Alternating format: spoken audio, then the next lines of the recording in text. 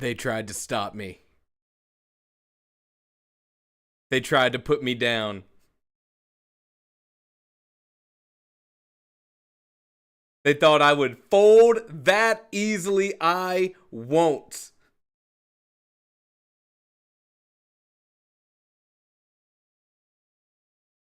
Hello. We made it. Let's go. It was stop and go for a minute there. I won't lie to you. Let's see if we can get our chill background music going. Hello, everyone. Hello. Hello. See if we can get some background music going.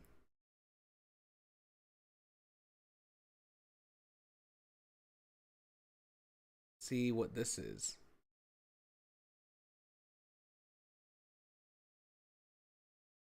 I don't know what's happening. No, Lord. All right, let's get this out of here.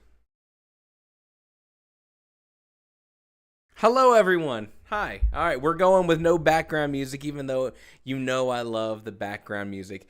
It is so nice to be back on the live streams. Hello. Hello. I think we lost a lot of our cool OBS stuff that I had plugged in here. Okay, we're getting some comments. Okay, hello. Young legend, Carson is no lawn chair, no folding today. There were lots of analogies you could have gone with. I like the folding lawn chair one. Hello. Corby, so glad you can make it. Coral Sands, two very important guests today because we're going to be looking at some of your stories.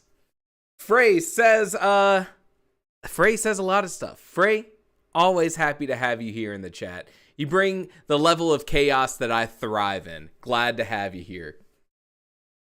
Glad to have you. Jonathan Cloud, what's up, dude? What's up? How's it going? Who else we got here? Kaylee Dragonfly. Hello. Anyone else we got? Helljumper, greetings. Greetings, my friend. Organized Chaos. Hey yo. Mina, see we got Mina, Ferruccio, hello. I don't know if I've met Ferruccio before or if I'm even pronouncing that right. But Ferruccio, hello. All right, let's talk about what to expect today. Just tuning in for the drive home, Jonathan. Yes. An audio experience for the ages. No car crashes, eyes on the road. What's the 10 and 2? 10 and 2. Chaos at its finest. That's right. All right, so we're talking first chapters today. And this is kind of fun because I got to tell you, this is like the kind of video idea that I'd come up with and I'd be like, all right, let's make something, right? Let's jot down my thoughts on first chapters and I'll try to find some way to make it like kind of fun, not boring, visually interesting in some way, whether it's clips from movies or something. Ferruccio, I'm creation before disintegration. Got it. We will be looking at one of your stories as well. And then I was like, you know what? When it comes to first chapters, there's so much we could talk about, right? So much we could talk about. But more importantly, I was like, this is a great excuse to look at other people's first chapters. And specifically, it made me think like everyone's got a first chapter. It's not like I'm talking about the resolution of the conflict at the very end of your book. You know, sort of the more we want to talk about in regards to story, the closer we get to the end of the story, the fewer people have made it there with their stories. You know what I mean? But we all write first chapters. And writing a first chapter that you connect with in your own story is sometimes enough motivation to take you further into that story. Coral Sands, I got so many first chapters. Ooh, don't we all? Now, Corby says first chapters are actually the hardest. And that depends. Jonathan's Johnny Tiger. Yes, I feel like I knew that. I feel like I knew it. I do think first chapters are pretty hard. But today, you know, we're looking at some stories. We're going to talk about a couple other things related to first chapters, right? And all of this stuff, let's see if I can put it up on the screen here. Hey, all of this stuff, let's get this bigger. Let's get this bigger. Day one.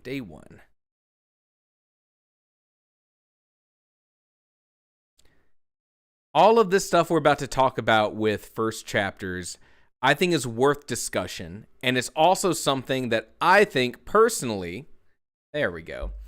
Personally, I don't think any one person's opinions is necessarily going to be the answer to first chapters. And so instead of me just making a one-off video on here's what needs to be in a first chapter, I wanted to talk to you about it. This is the first time we're trying something like this. So if you like it, let me know. I would love to do some more sort of community reading stuff. You never know what's going to happen when you try something new. I was super excited. We had so many people submit their first chapters. That was very thrilling for me. There's always a hint of a worry that you're going to be like, hello, friends, submit your stuff. We're going to do these live streams. And one person's like, hey, that's pretty cool. And then everyone else is like, whatever. So I was very excited to see all the story submissions that we got. To those who maybe your stories weren't selected this time around, I encourage you for the next time that we do something like this, submit your stories again. I very much want to read them. First chapters was a good place to start with this kind of thing. So I've been watching on the Discord at the conversations people have been having regarding first chapters in general. What should a first chapter do? What should a prologue do? Right? How long should a first chapter be?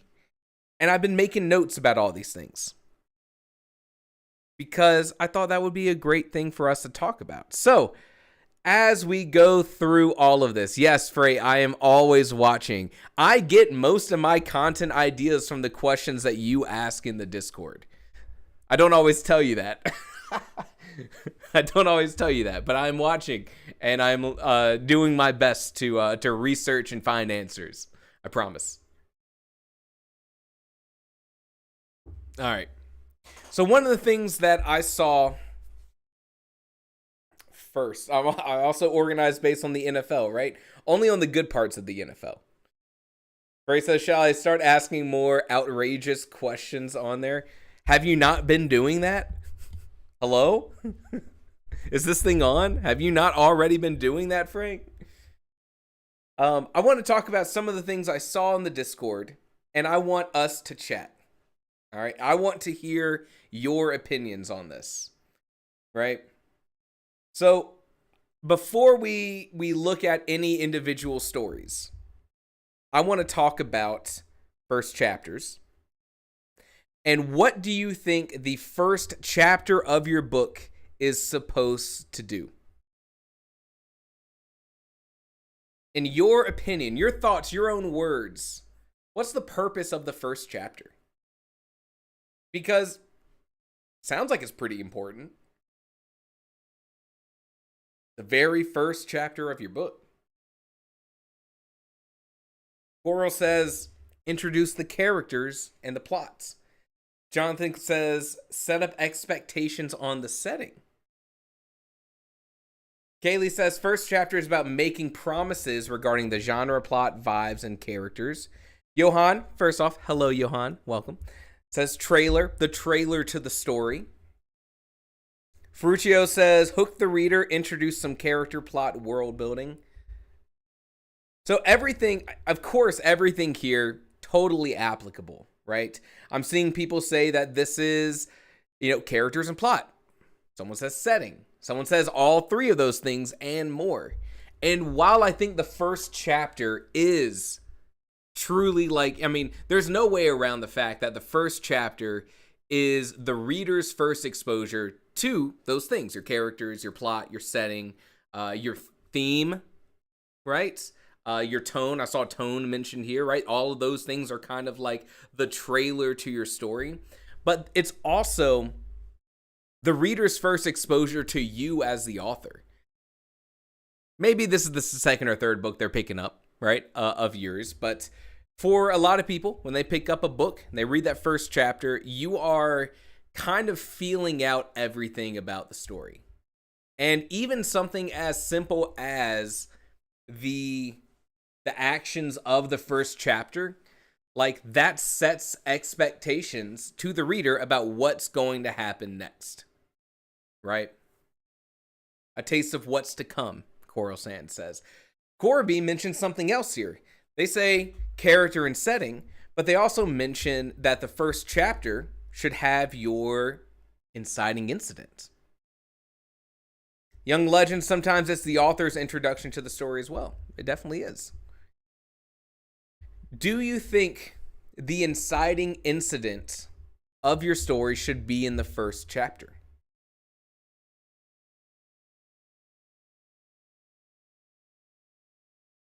What do you think about that? Should the inciting incident of your story be in the first chapter? Bruccio says no. Coral says yes. Young Legend says depends. Congratulations, everyone. We covered all the bases. We did it. We gave every possible answer. All right, I'm pulling up something over here.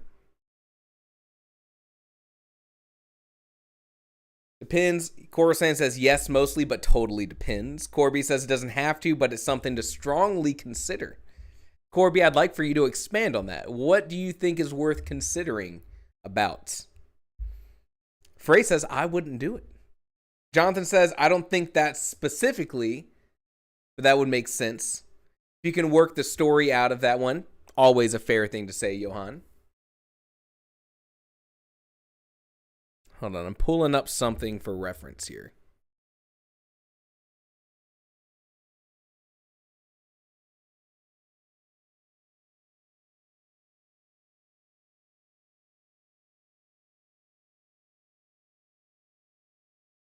Where does this go to? My God, it is hard to navigate the internet to find what you want. You know what I'm saying? Nom saying.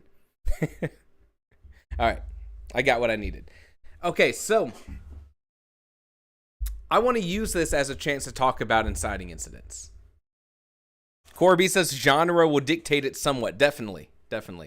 An action thriller suspense novel would incline towards inciting incident early on. I think that's fair. Other genres are a bit looser. Now, you probably know, I think you know, Save the Cat as a beat sheet is not perfect, but it is a really good starting point in modern storytelling, right? Now, Coruscant says, I think the general rule inciting incident is at least in the first roughly 10% of your story. That's kind of what I was getting to here.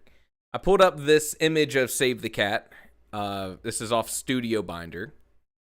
And you'll notice that, and I'll sort of summarize some of the things here. This was just the first image I was able to find with it. Save the Cat would claim that your first chapter, for lack of a better word, I think here, would be your opening image, right? It would be, here's what life is like for the characters. And then in the next, like Coruscant says, like maybe 10% of the story, we get through the setup, we get through, kind of like here's the status quo. You can also see this with the hero's journey. And then we would get to the inciting incident, and here it would be called the catalyst. Now, I'm using this as a conversation point. I don't want to tell you that Save the Cat's the only way to do anything. Kaylee says, in my story, there are two different things that could be considered the inciting incident. One happens on the very first page, and the other spans chapters 3 to 5. That's an interesting concept. I would hazard a guess. One of those is your true inciting incident. But also, this is just us trying to put terms on certain things you write. It's not like there is the perfect formula, Odd Run Green, hello. Opening with the inciting incident without telling the reader it's the inciting incident is a favorite of mine. Keep it mysterious. And Mina says, when I was planning a story, a doomed story idea, I found myself putting the inciting incident in the past. So here's where I want to go with this.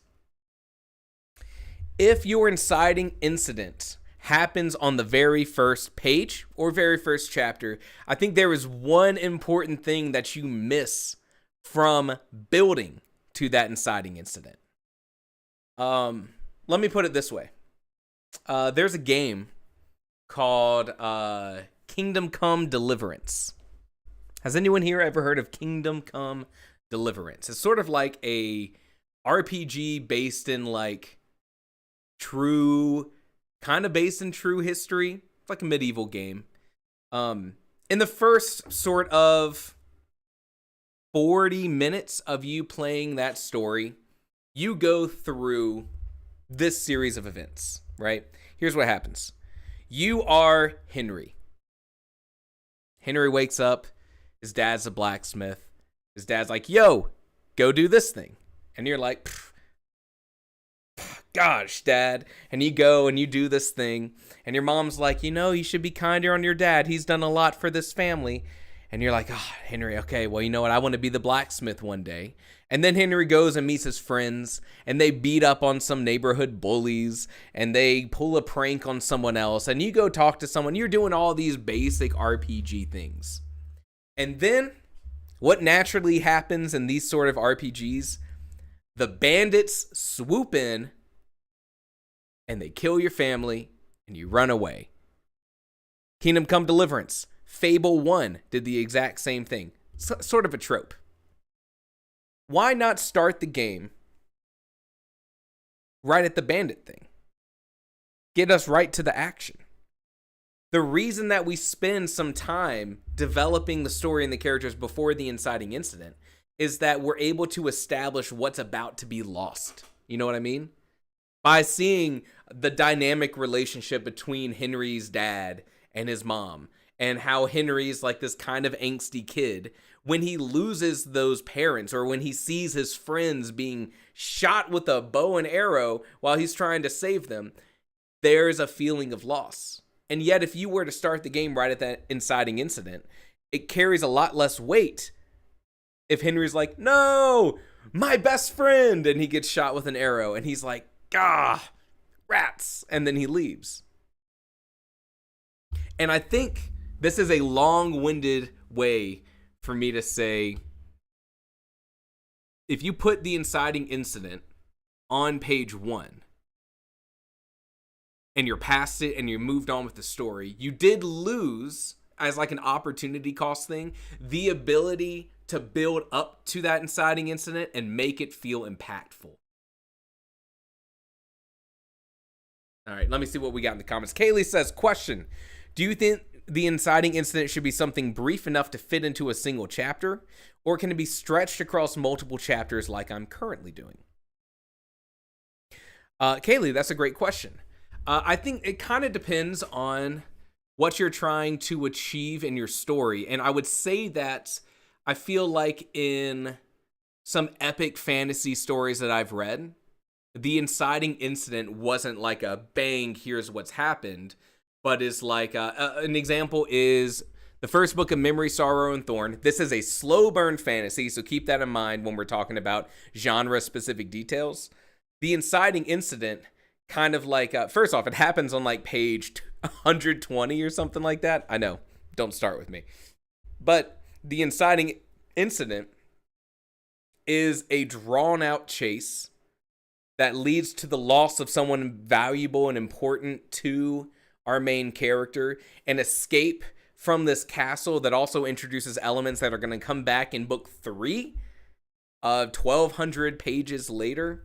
But it's not like we've escaped to safety right away, but there's multiple moments of being caught, of asking questions, of escaping with our lives, of gathering a little bit more of information before we finally get out of the way. Now that is, I would argue, probably an epic fantasy specific kind of trope. If you were to look at fantasy or the thriller, you get like the inciting incident. Here's the thing, right? Okay. I think this is kind of a controversial statement. Okay? And I'm still trying to lock down on whether or not I believe it wholeheartedly or not. In The Story Grid, which is a writing book, Sean Coyne says that certain genres have a predetermined inciting incident or other various scenes. And for something like a murder mystery, the inciting incident will always be finding the body. That kicks off the investigation. Now we're trying to figure out the mystery. And in that case, the inciting incident is like, bam, we found the body. Now we have work to do, right? That's going to be your Sherlock Holmes. That's going to be your Dresden Files in a lot of the cases. That's going to be any book that's sort of centered around a mystery. Everything really kicks off when that body is introduced, and everything culminates to chasing down the killer, having some confrontation. I'm still trying to figure out if I believe that. I don't know. I definitely agree with the murder mystery genre that is the case. But I digress. Jonathan says, could a more brush use of a longer inciting incident be things gradually falling apart? Yeah, it could be. But I think you still want to have a single defining moment that's like the game changer. Like things are falling apart and then it collapses. Like you for lack of better imagery, right? You see this building that's dilapidated. You see the ceiling tiles fall. You see a tree leaning against the side of the building. That's all building up to the moment where it actually collapses. Coral says, maybe not so true with other genres. That's the thing. I'm kind of trying to figure this out because I would say a lot of your contemporary romance starts at the meet cute. Is that the inciting incident? And of course, this doesn't extend to every single genre, especially when you get to all of these things where genres are blending together. Romantasy doesn't start at the meet cute. Romantasy starts when the world's about to end and the evil one's coming back, but also they're going to kiss. Shout out to my romantasy lovers. Derek, hello, by the way. Derek says, how important is it to state the theme at the beginning of your novel versus letting it reveal itself over time? This is one of those things where I would say, as you are drafting your story, it's going to reveal itself to you over time. But when you're editing your story after the fact, this is something you probably want to lock down pretty quickly. And the idea being that I feel like a story feels much more cohesive, much more intact, much more well put together if the theme is like rock solid all the way through. Now, if your theme is something like uncertainty leads to poor decisions, maybe you can extrapolate that and do something crazy with that. But Kaylee says, I lost faith in Story Grid when he said MCs should only react, never behave proactively. It ain't perfect. So you see what I'm saying, though, right? So while I'm talking about Save the Cat here in terms of inciting incidents on chapter 1, Save the Cat would say to do it later. Other, genre stories, no one has to follow that idea. That's just a guiding principle we want to know of so we can decide whether or not we want to follow it or do something that feels more natural to us. Guidelines, not laws. All right. Now let's talk about length. This is something that comes up all the time. I did a whole podcast episode about some guy who was making fun of people asking about chapter length. What do you think about the length of a chapter? Let's finish this conversation. Let's walk away from this conversation with an answer. Okay? I want us to leave this conversation about chapters having an answer. And so now when you inevitably get in internet fights with other people about chapter length, you can say, Carson Long at Writing Theory says this, and you can go take it up with him. As we think about that, I'll answer Oddrun's question. All right, so Oddrun says, I think a question then is how to make the opening image not be dull. A story that begins with the MC waking up is not great. One rule of thumb you can always use, and this is something I got from some writing book. It might have been Bird by Anne Lamott. I'm not entirely sure. They said if you want to start your story off with sort of like, here's what life normally is for the character, have it be a day that starts normal and then turns not normal, right? So like, oh, our character wakes up and he goes and he has, think of Shaun of the Dead, right? You remember that scene where he wakes up, he's going through his motions, but he's in the blur of the morning haze, not really waking up yet, and he's walking through and buying stuff, and there's like bloody handprints all over the place. We're seeing the status quo, and I know it's not the very opening of the movie. We're seeing the status quo, but then things quickly go awry. If you want to use that opening image, now, here's the thing, Oddrun. Here's the thing. That may be when you want to consider a prologue. But that's something we're talking about tomorrow. We're going to do a prologue deep dive. Why to use a prologue, when to not use a prologue. Some people will use a prologue to start your story off with a bang so that your first chapter, while maybe it doesn't have a ton of action, isn't a boring start to your story, if you know what I mean. But we'll talk about that more tomorrow. Johan says, which books would you include in your essential reading list? That's a great question. Essential reading list right now, I would put as Bird by Anne Lamott.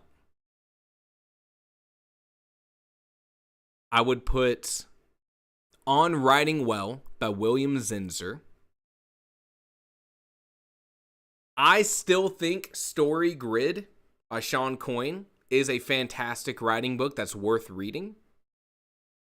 I would throw On Writing by Stephen King there, not because it's full of great writing advice, but because it kind of gets you motivated to want to write and want to experience that life of the author. So there's a bunch of good stuff there. Amat, hello. Hello, welcome. All right, let's see what else we got here. Okay, chapter length. We've had a lot of time to talk about chapter length. Okay. Chapter length. The last writing book I'd throw on there, I'd say, is once you've read all of those and you are thinking critically about story, then you can go to, what's it called? What's the one by The Art of Fiction by John Gardner. That's like college level creative writing analysis. That's what you graduate to after you've laid a good foundation. And even then, you're going to read some parts of that book and you're going to be like, dude, what are you talking about? That's a hard one, but it's still pretty good. Okay, all that being said, chapter length. We got a couple different answers. Coral Sand says 2,000 to 3,000 for contemporary fiction. Helljumper says, I like chapters that are around 10 to 15 pages. Now, Helljumper, keep in mind, pages in mass market paperback, pages in Kindle, pages in hardcover are all going to vary in how many words that is. But I see what you're saying, just FYI. Kaylee says chapter length depends on both your genre and whether you're getting it printed or posting it online as a serial. Interesting thought. So not only does genre change what we would consider the appropriate length for a chapter to be, but also medium, which I guess is kind of what I said too, but you said it better.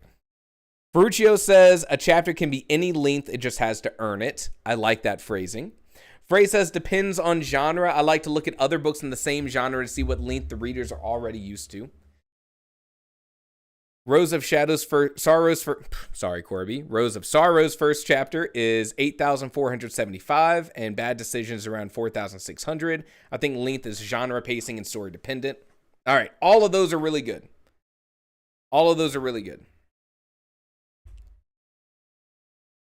The Gaming Novelist coming in hot with at least 5 words. Glad to have you here. All right. So when it comes to chapters, you know, I've read different books. I've read different people's opinions, and a lot of my own, I don't know, analysis, critique, judgments. I don't know. I think the way I'm starting to settle on phrasing it is this. Number one, this is like a 3-part answer. Chapter length should be based on your target readers. That's going to be genre as well as some additional concepts we'll talk about. Number 2, it's going to be based on what you need to happen with the story. And number 3, it's going to be based on, I'll make that up when we get there. Okay. All right. So, number 1, based on target reader. If you are writing to try to get published in a genre that the best-selling novel formula is designed to handle, you will try to average 2,000 words a chapter. Does that mean every single person needs to? God, no. But you got to think about it like this. If you are a Sarah J. Maas author, you're in that upper echelon of writing. You're telling the stories. If you open up a Sarah J. Maas book, from my very brief experience of looking at her chapters so that I could be able to say, here's how long Sarah J. Maas chapters are, you're averaging 2,000 words because that book targets the widest audience imaginable, and traditional publishing has said, we like 2,000 word chapters. If you are writing for that target reader, 2,000 word chapters is a great place to target. Now, let me immediately follow up with another thought. This is not advice you should use while drafting your story. This is advice you should use while editing your story. Key point. Key point. Why do I say that? I say that because you should write your story based on whatever the story needs. But if you are editing your story and going to send it off to an editor or publishing house and you want it to go be with those other Sarah J. Maas books or Michael Crichton books or those very widely appealing books, you will probably want to edit your story to 2,000 words on average. That is completely up to you. That being said, if you're writing epic fantasy like Steven Erikson with Malazan Book of the Fallen, you might have a 100-page chapter. That's okay. You should know what you, and we've seen this in the chat. I think, who said this? I know someone said it in the chat, so bear with me. It is definitely dependent on your genre expectations and your reader expectations. Will you ever be going wrong by writing a 2,000 word chapter? No. Will you go wrong by writing a 5,000 word chapter? No. Will you go wrong by writing a 20,000 word chapter? Is Chicky in the chat? Chicky's in our Discord, by the way. Also, Derek, I did see your comment. I feel honored to be in the consideration of your writing video routine along with Brandon Sanderson's writing classes. I can't believe that. I also love watching his videos. Are there any other writing channels you'd recommend listening to? I think BookFox is like a top tier writing content creator. You should definitely check out. They have been working super hard to make really good writing content. I also think that who would be another really good one? Of course, Abby Emmons. I love Hello Future Me as sort of a narrative-focused person. Those are some of my favorites. Highly recommend. If you go to Hello Future Me, their videos are going to be like great audio experiences if you're just listening to them. Okay, let's talk about the 20,000 word chapter.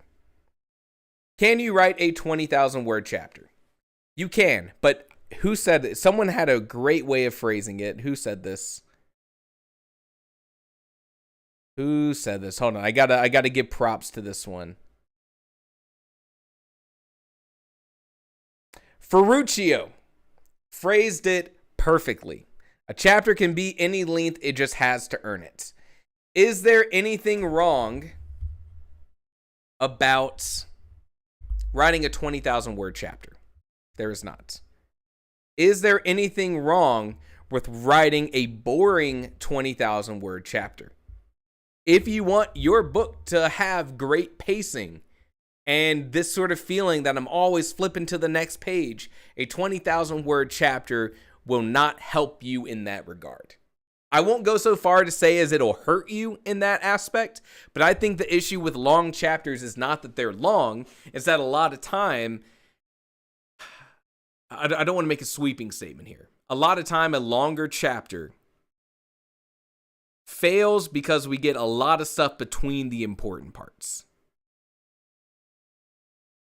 There's very few sequences in a book that you write that are going to be exciting for 20,000 words. You know what I'm saying?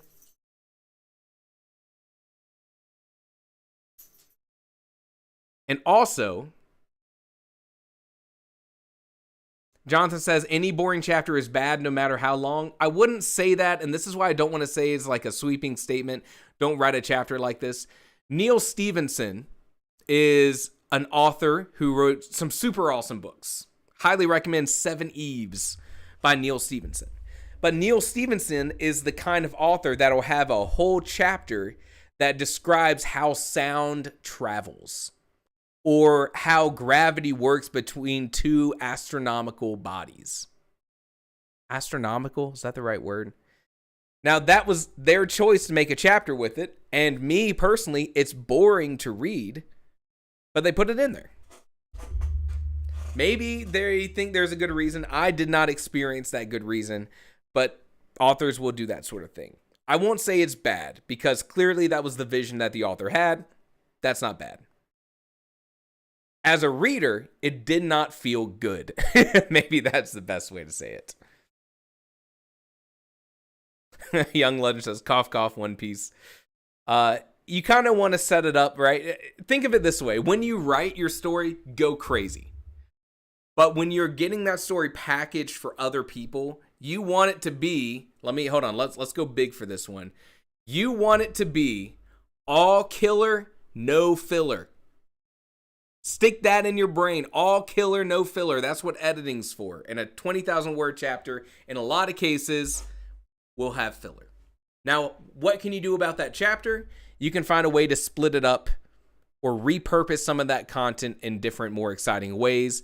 Not even just to break up that chapter, but also to give the reader a break. How many people sit down and read 20,000 words in one sitting? Chickie's here. Hello, Chickie.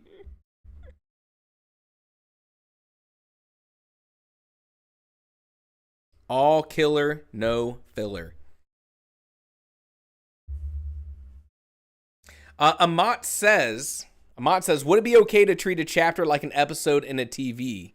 It'll be serialized. I don't think that's a perfect, I don't think that's a balanced equation. You know what I'm saying? I think that because I'm really interested in serialized conversation, serialized storytelling. Sorry. I don't think a chapter really nails the. If you wanted a better analogy, I think the right term would be your sequences of your story are more like TV episodes, but that's harder to nail down. Not everyone even works in sequences. Minor arcs, possibly. It's a tough one. Kaylee says, I read a big book in 2 or 3 sittings, and Coral says, I'll read an entire book in 1 sitting. Y'all are wild. Chickie, we're glad to see you here, though. We're just talking about the 20,000 word chapter. Check it out after work at some point. By the way, we are looking at your story on day 3, so that'll be on Thursday at the same time slot. So love to have you there if you can make it, but understand if you can't. All right, Mina says, how about contained chapters which also contribute to the main arc? Contained chapters. I think I'm confused on the contained chapters part. You want to expand on that for me? And while you do, let's talk about why you even have chapters. And then I promise we're going to get into reading the stories of our lovely community members. Yes, let's go, Chicky. All right.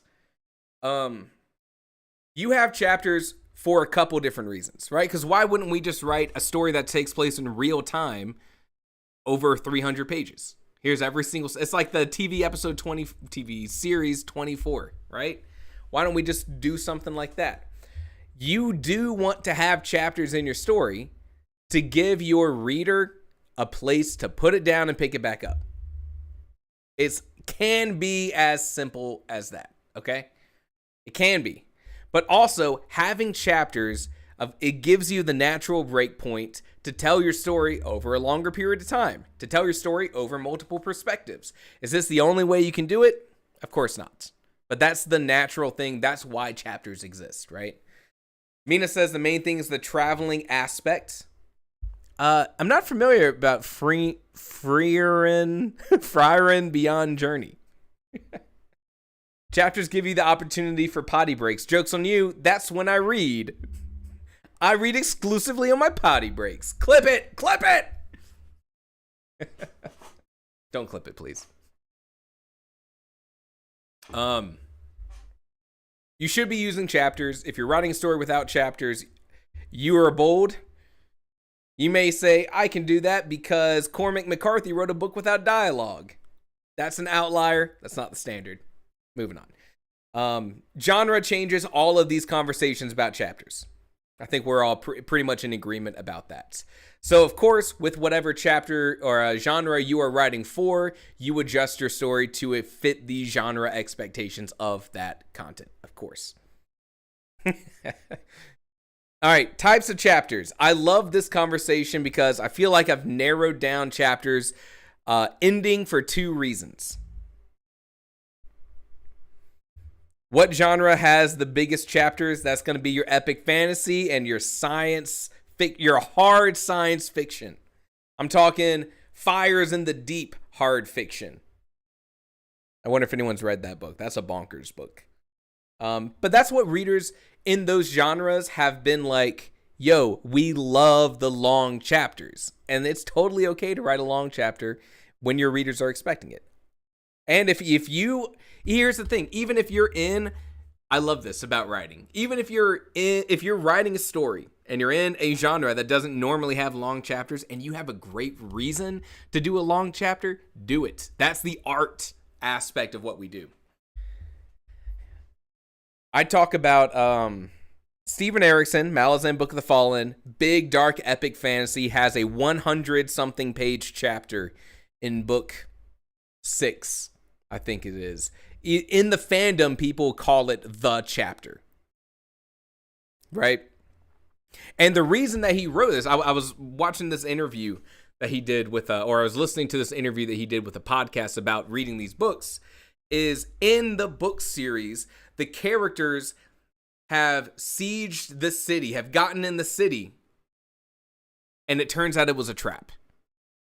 The gates close behind them, things start catching on fire, and they are just trying to survive. And this inevitably leads to them crawling in tunnels in the sewers under the city. And so the author wanted the reader, stick with me here, this is big. The author wanted the reader to feel as stuck as the characters. There's no reprieve from the situation. There's no way to get out of this, right?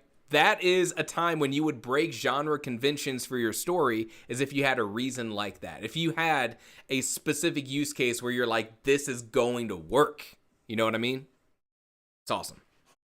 The Priory of the Orange Tree has some big chapters, and Brandon Sanderson also comes to mind. What genres have the shortest chapters? Now, that's an interesting concept. Excluding kids' books, I think very broadly appealing romance books have pretty short chapters, and then just pulp fiction. Not the movie. Not the movie. I picked up a Michael Crichton book when he was writing under his other pseudonym to see how long his chapters were, and he had one chapter that was 1,250 words. Okay, that's good, right? Go for it. Do what you need to do. Those are just the books you just like keep flipping the pages for. Just stuff that you consume super fast. All right, the 2 types of chapters. I'll keep this quick so we can get to our community stories. The 2 types of chapters that I always talk about are functional chapters and stylistic chapters. Functional and stylistic.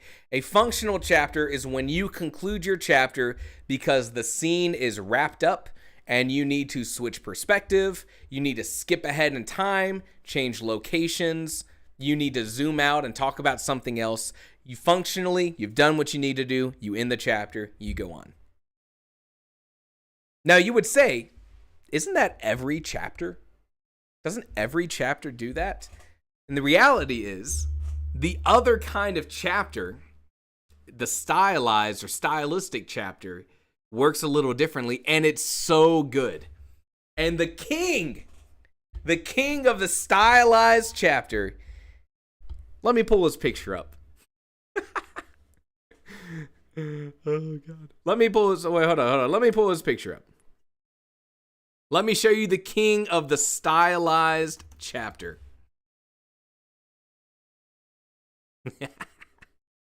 So strange looking, dude. I mean that in the nicest way.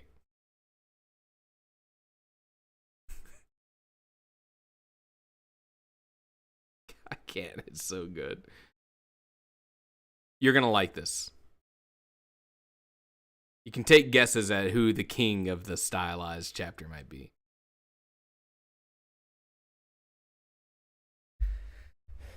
My friends, I would love to introduce you, the king of the stylized chapter. Does anyone know who this gentleman is?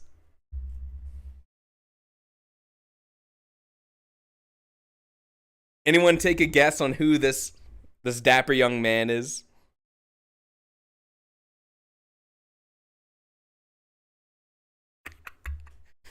This is the esteemed Mr. R.L. Stine. R.L. Stine, author of Goosebumps. R.L. Stine. R.L. Stine is the king of the stylized chapter. What do I mean by that? Sorry, I'll get this out of the way. We don't need to dunk on R.L. Stine. Okay. R.L. Stine is the king of the stylized chapter. I went through, he has this masterclass on writing on masterclass.com. And he talks about chapters there. And he's writing kids books, but this applies outside of that. The stylized chapter is when you end a chapter for that, almost purely to enhance the reading experience. And in R.L. Stine's case, here's what he does all the time. Let's say I'm little Jonathan Cloud. I'm little Johnny Cloud coming home from school. Got my backpack. I open the door. I come in. Oh, what a day. Hang my backpack up. Close the door behind me. I'm going to go get a snack. And then this is how the chapter would end. Johnny's grabbed from behind, a hand going around his neck. He falls back. And just for a second, you are convinced that Lil Johnny himself, is gonna die. Now, what happens in a classic R.L. Stine Goosebumps book? The next chapter, you flip that page over in a panic, and what happens? Our other character, Johnny's best friend, Chicky, is giving Johnny a noogie. Hey, Johnny, how's it? We missed you in class today. And Johnny's, oh, get off of me. And then they have, they do their talk. They go hang out. They go play video games. But just for a brief second, as a Goosebumps reader, that end of that chapter that brought this moment of, oh my God, what's happening? That was purely a stylistic chapter ending. Now, you may say that's cheap. That's cheap. The jump scare, right? Exactly, Cora. Now, in a kid's book that is about horror, it is a jump scare. But I love that, Coral. It is, in that context, it is a jump scare. But zoom out a little bit and think about it like this. The author saw a way to enhance the reading experience by concluding the chapter there. A stylistic chapter, when you choose to end a chapter in this way, is purely about the reading experience, okay? Purely. Mina says, I read a chapter just like that today. They blow it with your emotions like a fiddle. That's all that we authors aspire to. All right, so how do we use a stylistic chapter? And do you have to choose between these two things? You can combine them, for sure. And you know who does that all the time? Stephen King. Stephen King, especially last year I read Pet Sematary.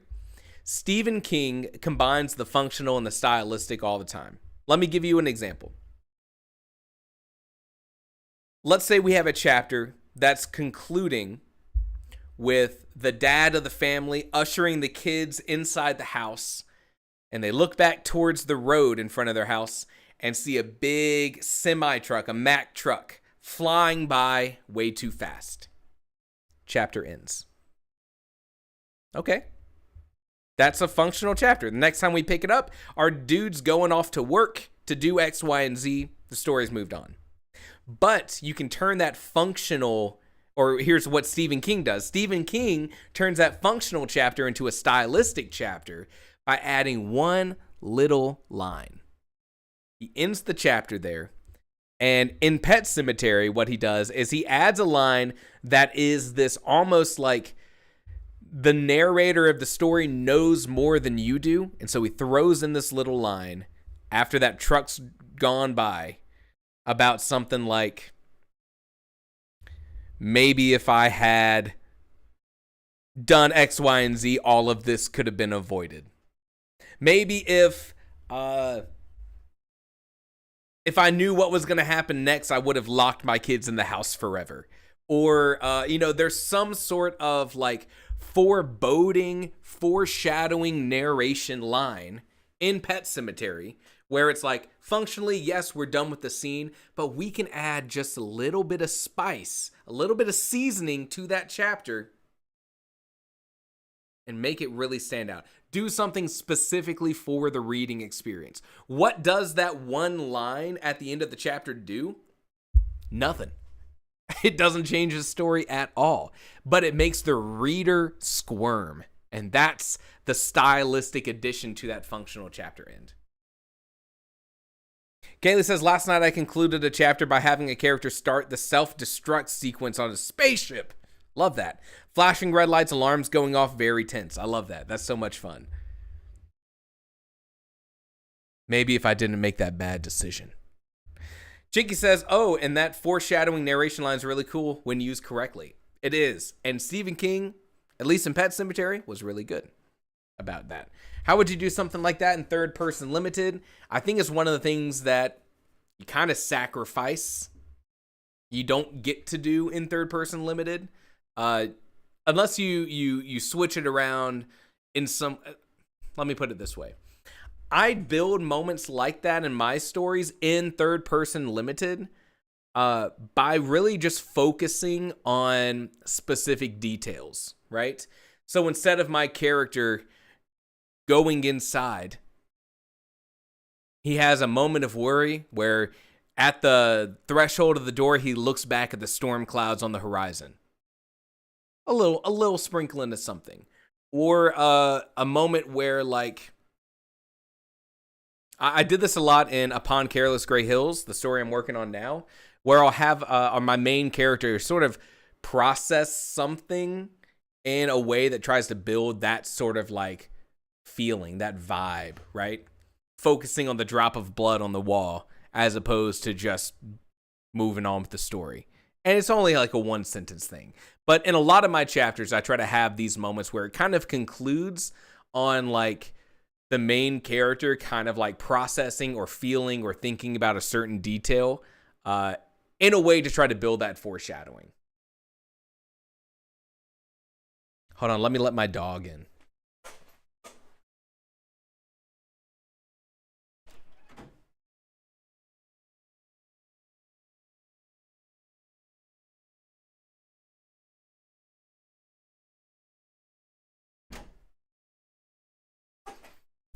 Dog has decided not to. Cora, look at us. Both our dogs are acting up. Wow. Wow, what a coinky-dink. Not really a coinky-dink if it's something that happens every 20 minutes, though. Shout out to dogs going crazy. All right.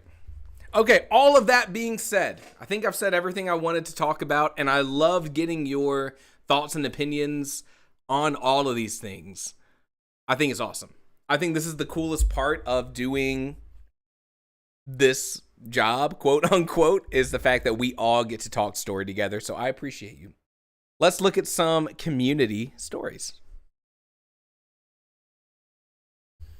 He Who Fights with Monsters does that stylistic choice to end its chapters, but they're all small quips from the characters.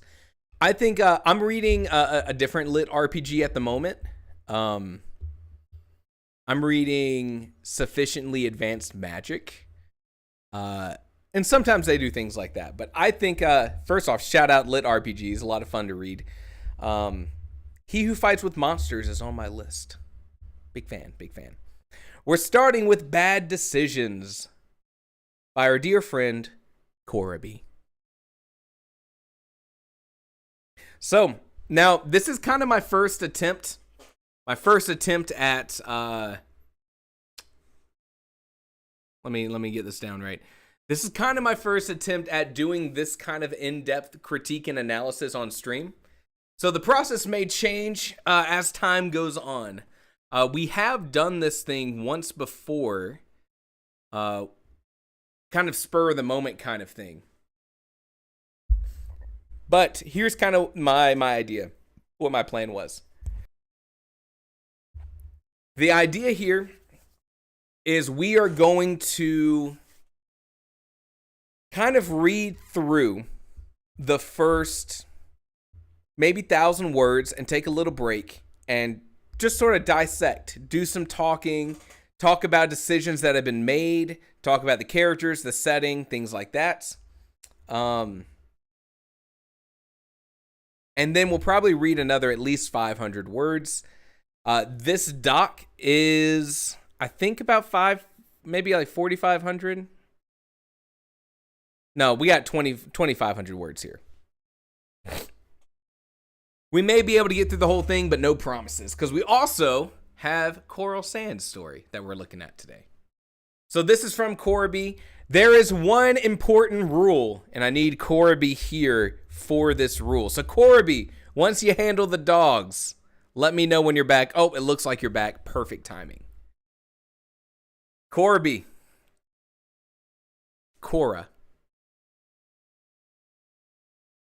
There is a single rule while we're breaking down and talking about your story. Let me know when you get this, that you can hear me. Because everyone else, when we're also looking at your stories, will have to abide by the same rule. And this comes from when I was in college taking a writing workshop class. This was something that they did when we were critiquing stories in that class, and I think it makes a lot of sense. So Cora, let me know when you're here.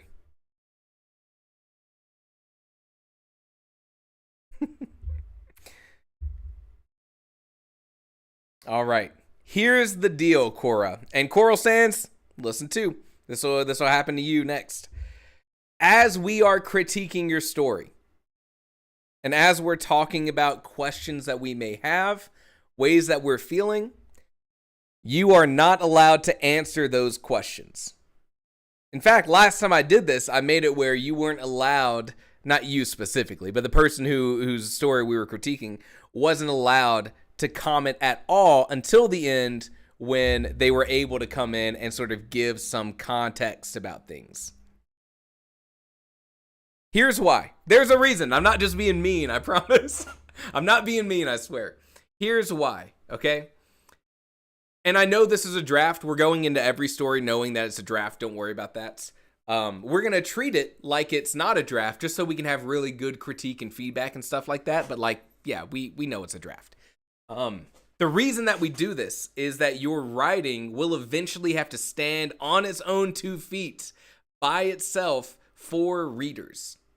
And so we're giving the feedback on your story as if this story is going to stand on its own 2 feet. Right? So like once this amazing story, Bad Decisions, goes out and is on all the best-selling shelves and people are picking it up and reading it and being like, wow, the C.S. Benson author is amazing, you won't be able to say, oh, you have a question about this character, just wait, I promise it's going to pay off. It just has to pay off. All right, that's the rule. Any questions on that before we get started? Cora, you are allowed to answer this question. Chicky says, yeah, in my writing workshop, you're not allowed to talk until the end, but nobody respects it. LOL. Will the blurb be read first? I think I will. Cora. Oh, Cora, you. Let me pull up the blurb real fast, because I always think it's fun to lead into it by going over the blurb. It kind of helps give us some context that the reader will have when they are reading this book, because, like, I always read the back of the book. You know what I'm saying? Let me pull that up. I didn't copy that one down. Cora says my blurb sucks. We're going to do a whole deep dive in the future about blurbs. I'm probably going to pull in some help from other content creators to talk about blurbs because it is hard. Jonathan, you never read the blurb first? Oh! How do you decide what book to read? That's wild. I won't judge too much. All right. Let me pull up Cora's blurb.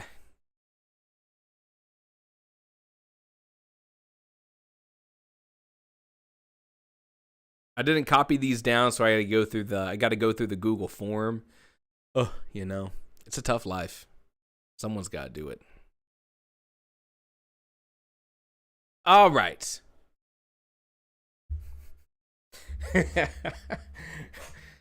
Jonathan's crazy.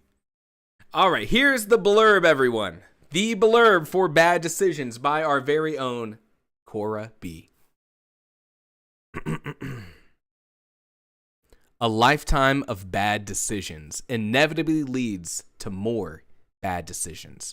Is it luck or skill that turns life's lemons into lemonade? Disgraced former Army Captain Natalie Harris is about to find out.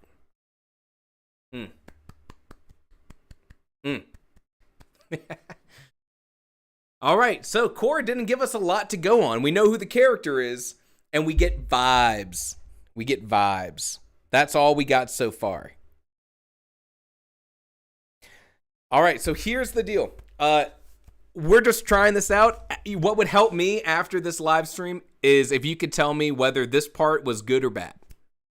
Because we're getting a little performative here. Chapter 1, gassed up, not gussied up. I'm going to read some stuff out loud. This is what it's going to be like for all those other people who are having their story read. In a long line of bad choices, stopping at the gas station was just a dash.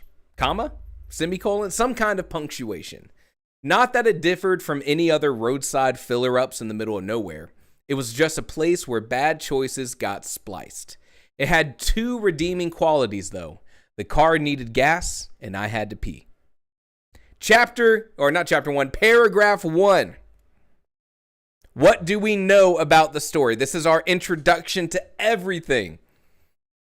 That first paragraph, it defines a lot. And I'll tell you, what I get from the very first paragraph, we have a casual narrator. We got lots of personality. Chicky, what'd you say? I can't. We got the casual narration, the comma, semicolon thing, to me says a lot of what we're going to be hearing through the story's narration is going to be injected with that character, right? I get a little bit of setting, but mostly I get vibes. Let's keep going. If you get something different, let me know. I should have ended the pit stop with the 2 redeeming qualities. I didn't, of course. Otherwise, there'd be no story to tell besides a large dump of baggage in the lobby of life. Nice. The place had 2 booths and a menu offering the usual crappy food that only needs a microwave to cook. I chose a hot dog because a bean burrito from a half-star eatery didn't seem like a good idea. It was likely the only good choice I made. Very casual. The need to pee. Very casual. I like your turn of phrase here. Lobby of life. I think this is good. Also, I'm getting from this first line, I should have ended the pit stop with 2 redeeming qualities. I didn't, of course. Otherwise, there'd be no story to tell. To me, says that maybe the narrator has a little bit of understanding of what's going to happen next in the story, which gives us the option for you to use those stylized chapters we were just talking about. That sort of Stephen King-esque foreshadowing. I was busy smothering the hot dog with condiments to disguise its generic disgustingness and didn't notice the man slide into the booth across from me. It wasn't until I looked up from my culinary masking that I saw him. I would have gasped if the hot dog hadn't stuffed it back down my throat. Not that he appeared overly threatening. Scrawny, actually, with thinning gray hair vainly combed over the onslaught of baldness, just sitting there with forearms on the table and fidgeting fingers intertwined. Maybe it was the lenses of the horn-rimmed glasses, but his eyes looked overly big as they peered at me. Unblinking. I won't lie, that was creepy. All right, here's something I love talking about. Character introductions. We don't know who this character is yet, but we get just a hint of physical characteristic. Scrawny, thinning gray hair combed over. We get the pose, fidgeting fingers intertwined, the lenses of the horn-rimmed glasses. And in my case, that's exactly how much detail I want for a character at this point in the story. Now, we'll talk about main character descriptions at a later point. The fact that a gas station glizzy was a good choice raised the stakes for me. That's so good. Shout out glizzies. The description's great. I can totally picture R.L. Stine. Yes! Face card. Face card identified. Excuse me? I managed around mustard-coated, masticated meat and soggy buns as I swallowed. That's a lot of M's. One of the, here's a little sidebar. One of the writing books, in fact, 2 of the writing books I've read now about prose. I actually think one of these was from Anatomy of a Story, maybe Dialogue. One of those college-level ones. And some books on prose talk about being very conscious of this kind of alliteration and at least making sure that you're hitting it in all the right places. I managed around mustard-coated masticated meat and soggy bun as I swallowed. 10 points for getting masticated. The creepy magnified eyes stared at me. Not that he would see much. Lanky, tall girl who always got picked first for volleyball because tall, doesn't trip over her own 2 feet, and didn't have 2 left hands. Mousy brown hair pulled into a messy top pony. Who does up her hair on a long trip, right? It's more important to keep your hair off your neck. Tank t-shirt and denim shorts, cheap Walmart sandals, definitely a comfort over style when driving a long way fashion statement. Here's our main character description. Now, my personal thoughts about main character description. I think what we get here is pretty good. We're not spending too long on here's the color of my eyes, here's the necklace that my mother gave me, right? You see that in like fantasy stories. I am wondering if now is the time. Now is the time for the character description. I think our POV gives us that casual nature to be able to tackle it kind of whenever we wanted. I wonder if there's another place that would be better for the main character description.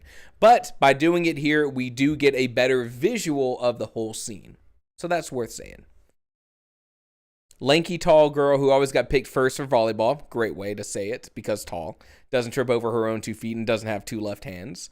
That's a great way of describing someone who is somewhat, what's the right word? Coordinated. I like it without saying I'm coordinated. Mousy brown hair, messy top pony. If you had just said mousy brown hair pulled up into a messy top pony, I would have been like, I don't know if we need that right now.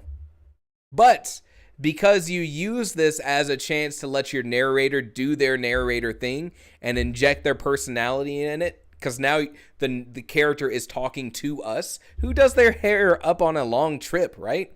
Makes it feel more at place. We'll allow it. I need a ride to LA, he finally said without preamble. I smacked my lips and cleared the hot dog remnant refugees from my mouth with my tongue. Since I wasn't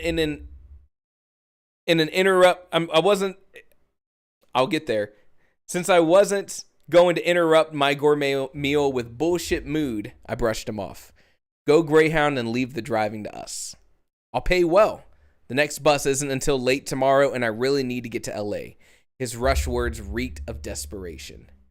I exhaled a long breath to quell my building anger and gave him the frostiest look I can manage. Not my problem, dude. Extremely well, he insisted. And this is where the piss poor decisions started. I couldn't lie to myself, though. I needed the money, and LA was on the way to Santa Barbara. 10 to the 405 to the 101. I probably need a pee and gas stop anyway. How much is extremely well?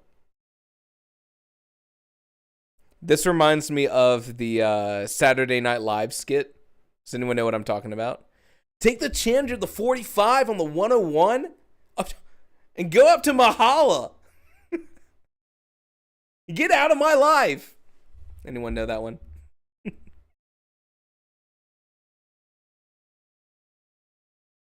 I can dig it. I can dig it so far. Cora, I'm liking it.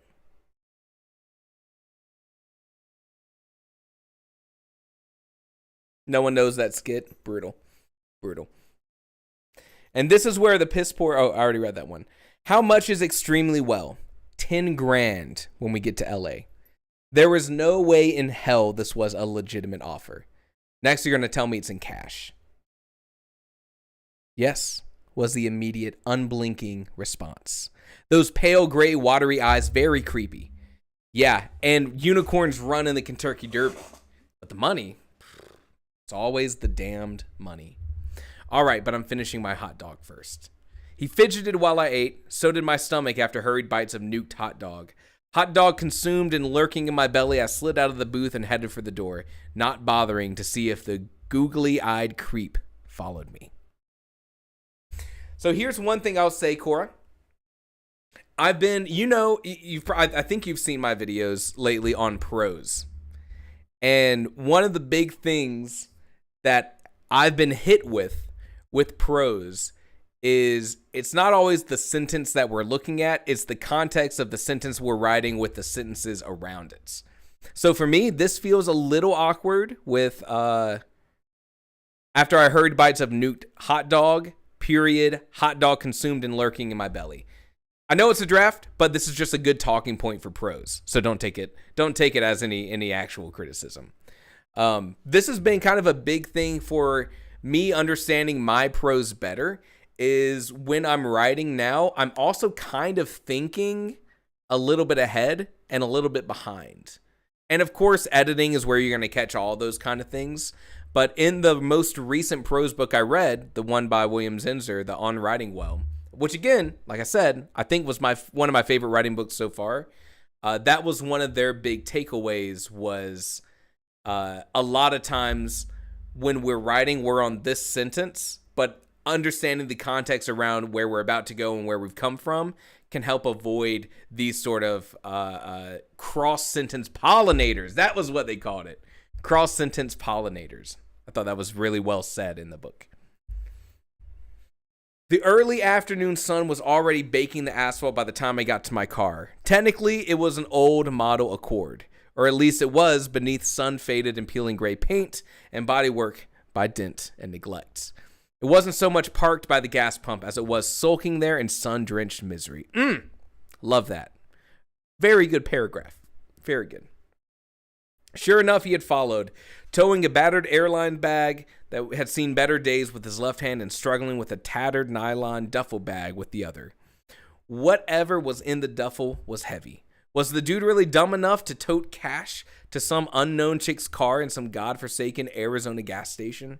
Something wasn't adding up, but the promise of 10 grand distracted me from doing deeper math. I turned to him and ordered, "Open the bags." That wasn't part, he began. "Open them or there's no ride." 10 grand or not, there was no way I was letting him into my car without a search. He blinked. Finally. Then he scanned the gas station while licking his lips. Except for the bored teen cashier, I hadn't seen anyone else. That wasn't saying much. I hadn't seen googly eyes either. Something or someone had him scared shitless, and that should have worried me. But the promise of 10 grand assuaged my concerns. Let's see if we got anything here we want to talk about. One thing I really like about this so far is I feel like you've set the atmosphere of the gas station in very few words, which is good because I don't think we should spend too long describing the gas station. But the fact of when we were inside the gas station, we got very quick. In fact, we got, at least personally, I got more about what kind of gas station this was by the fact that I chose a hot dog because a bean burrito from a half-star eatery didn't seem like a good idea. Made me pull from my own descriptions of what I would consider to be these like grimy gas stations and kind of inject that vision into the story. Which is the power of creating setting through detail.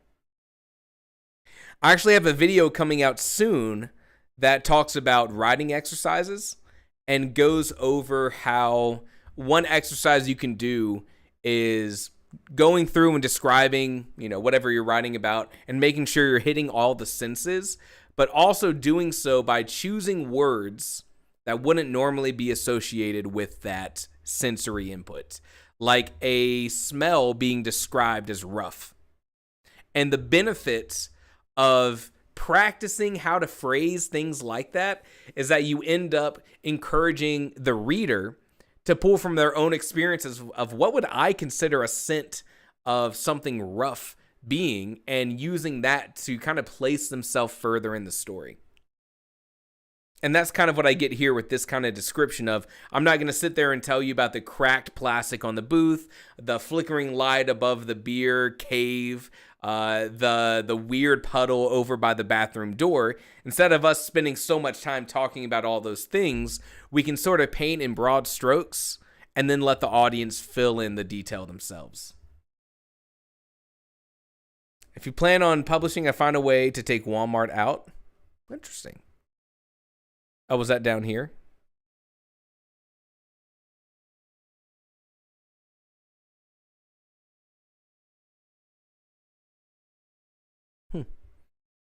Hello, Shambles. Welcome. Welcome, Shambles.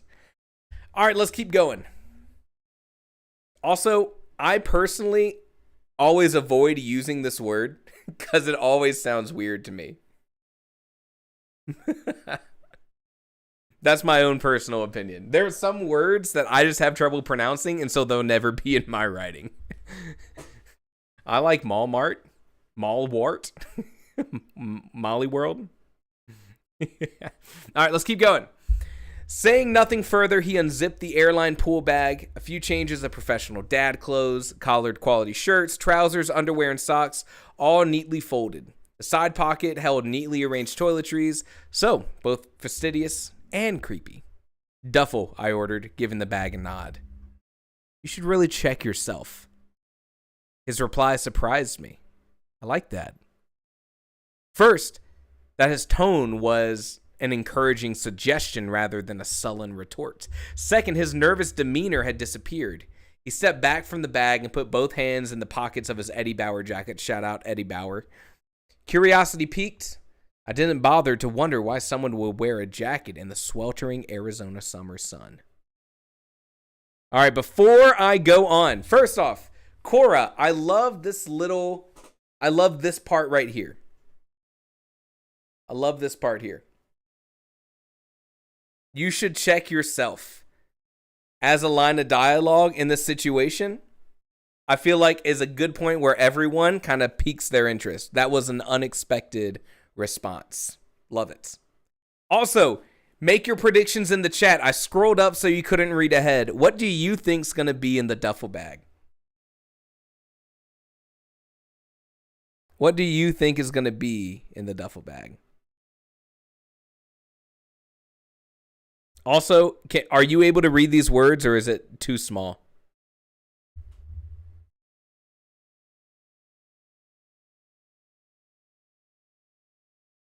Illegal substances, more hot dogs. I was joking about the alien. No, you weren't. Human head, gun, or night jab. night jab. Deceptively innocent. That would be a fun twist. And no, I cannot read it. Let's do this move. Let's do this move.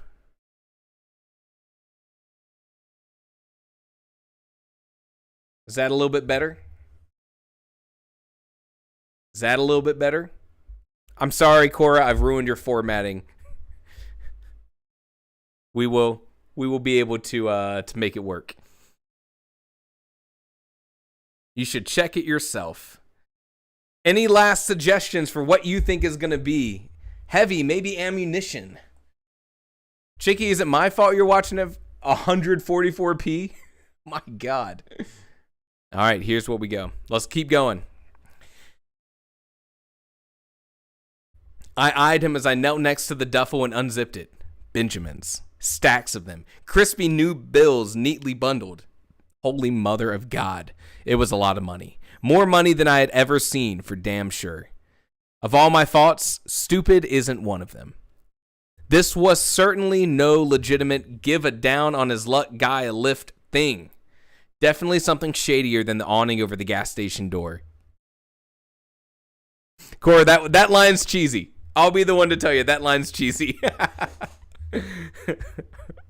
I looked up from the cash-filled bag and I met his oversized, googly-eyed, unblinking stare. Okay, I shrugged as I stood and turned to the car, fishing the keys out. The trunk gave its usual squealing groan of protest as I opened it. I turned and jerked my thumb at Googly Eyes. Load him up. He struggled to lift the duffel bag, and I couldn't blame him. I would have struggled too, and I was far more fit. Burn. The airline bag followed, and I slammed the protesting trunk lid. I gave him another jerked nod of my head and moved to unlock the passenger side door. You have a name? Jordan. Jordan Peters. Nat. Just Nat. The door opened with the same metallic complaint the trunk had. Get in. I circled and got in. He was staring at my biceps as I turned the ignition key. I also struggle with that sometimes, people staring at my biceps. Rather, staring at the small tattoo on it. A gold outlined puke green star on a black background with Army inscribed under it. Gonna stare at my star all the way to LA? Oh, no, sorry, I saw it and I wondered. Iraq? Yes. A reminder of an unpleasant time in an unpleasant place, and he wasn't entitled to the details. What did you do there? Survive? He got the hint and didn't press it further. I like that. Good exchange there. Good exchange. The engine purred to life. Keep the motor running. The lyrics popped in my head, though the song's title didn't. Name the song. Keep the motor running. Keep the motor running. I don't know what song it is. While the Accord might look like a wreck from the outside, that neglect didn't apply to the engine. Phoenix is closer if you need a bus, but where in LA? No, Phoenix. I'll give you directions once we get closer. Fair enough. Once past Phoenix, the traffic was surprisingly light, with only an occasional 18-wheeler. I kept to a left lane, passing them in the miles. Peters had said nothing for over an hour, but sidelong glances assured me he was watching me, unblinkingly. I didn't speak either. Just like my time in Iraq, he wasn't likely to share why he was in the middle of nowhere, Arizona, with a bag full of brand spanking new $100 bills, or why a rental or bus in Phoenix wasn't an option. My guess, this dude doesn't blink because he is a highly trained sniper. And snipers don't blink. I don't know if that's true. That's my guess, though. Or, I'm trying to think, is Cora B the kind who would write an urban fantasy and we got a vampire on our hands? To be determined. I also hear the Born to Be Wild, Bad Company, Till the Day I Die background music. He's extra high. He doesn't blink because he's an alien.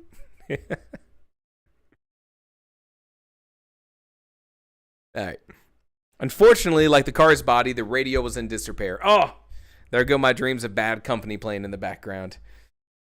The miles and minutes passed with nothing but the sound of tires on pavement, the sound of air rushing over the windshield, and the stale smell of recycled air conditioning. It's an old axiom in the Army. Keep your mouth shut and nothing stupid will come out. So I kept the churning questions at bay and focused on the road. Peters finally broke the rule. I suppose he tired of staring between the dangling dog tags hanging from the rear view and me driving. Before we go any further,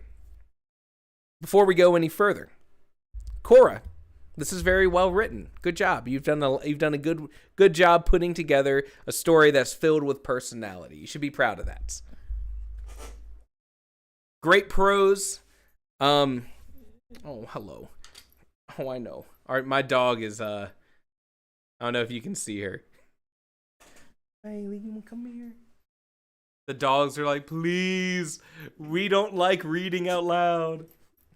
Oh my God, you see it? All right, come on, move. Go lay down. Okay, yeah, great prose. Loving the personality in here. I like the vibes that we're getting. Something I would like to see, Cora. I think one of the strengths that you have in your story right now is one of atmosphere, right? Which is kind of a lot of the narration, especially coming from our character Nat, in this casual way, is building to this vibe in the story. If you have already watched this video I put out a couple weeks ago on atmosphere, where we talked about atmosphere in a series of unfortunate events, I think you should continue leaning into that for sure. Right? And this extends beyond the prose of like this internal narration. Coral says, feels very Jack Reacher. I kind of get that vibe. I get that. Chicky, thanks for joining us. Looking forward to seeing you on Thursday. We'll look at your story.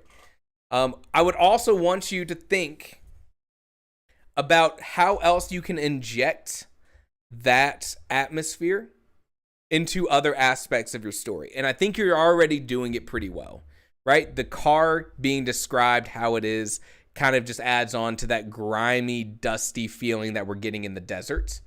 All the narration of the axiom in the Army all lends to it. Think about what we can name our characters, how they can continue to fit in the atmosphere, other details, location names. I think you're already doing that, but I really want to encourage it because you're doing a good job with it already. All right, we're going to take a couple more paragraphs here. I don't know if we're going to get all the way to the end. Couple more paragraphs here, and then we'll have to hop on over to Coral Sand's story. So let's keep going.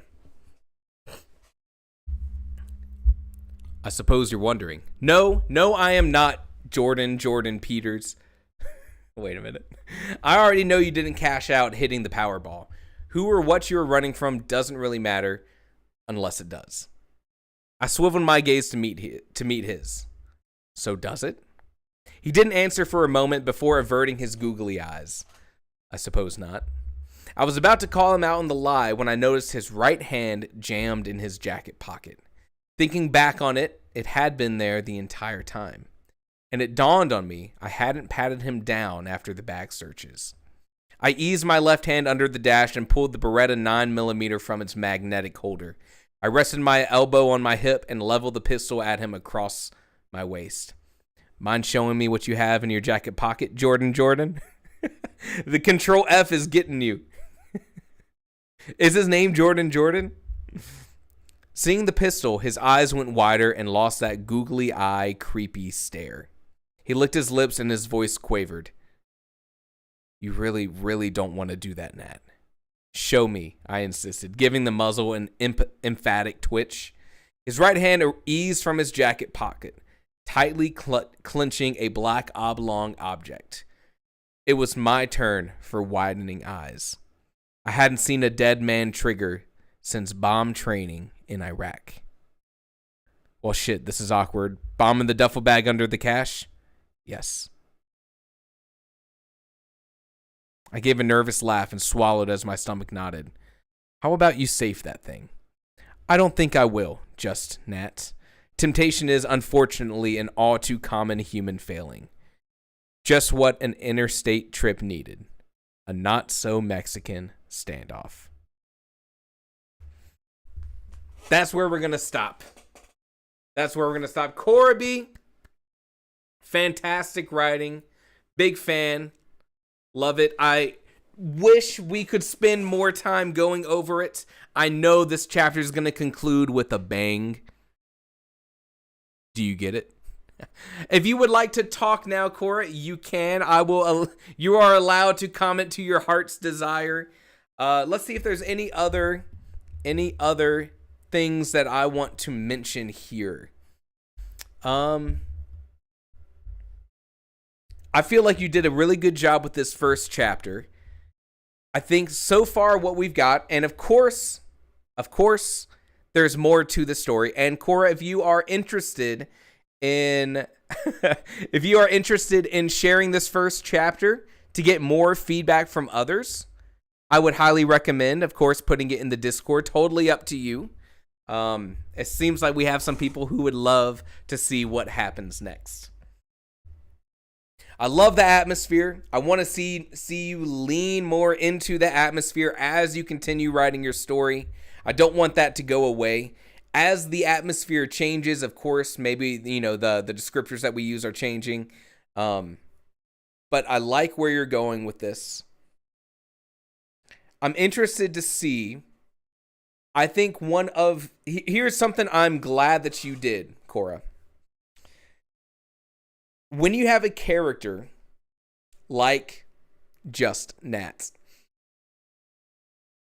who is kind of pulled back from others kind of socially, which is my way of phrasing that, kind of like someone who doesn't necessarily want to share a lot of things about themselves. I'm always worried that kind of character is going to have a harder time coming to life on the page for the reader, and for the reader to really want to care for them, which is why writing this in the first person with the narrator being so full of the personality that you've crafted complements the character that you've made. Now you can have that sort of character who's a little bit more like withheld, but as a reader, we still get to see so much of them. That's important. So I love to see that you did that, and I'm excited to see where your story goes next. My question to you, Cora, is how far is this story? Do you have more beyond the first chapter that you're working on? Or is this something that you've put on the side while you finish your other story? I'd love to know. Good job, by the way. Thank you for sharing.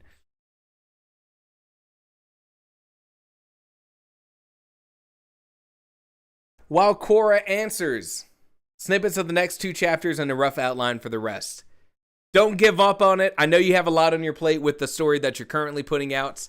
But it sounds like people are excited to see what happens next. And that's always motivation in itself. The next story that we have is Coral Sands.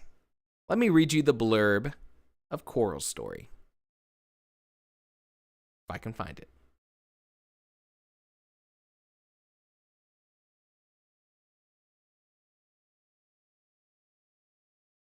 Coral Sands. All right.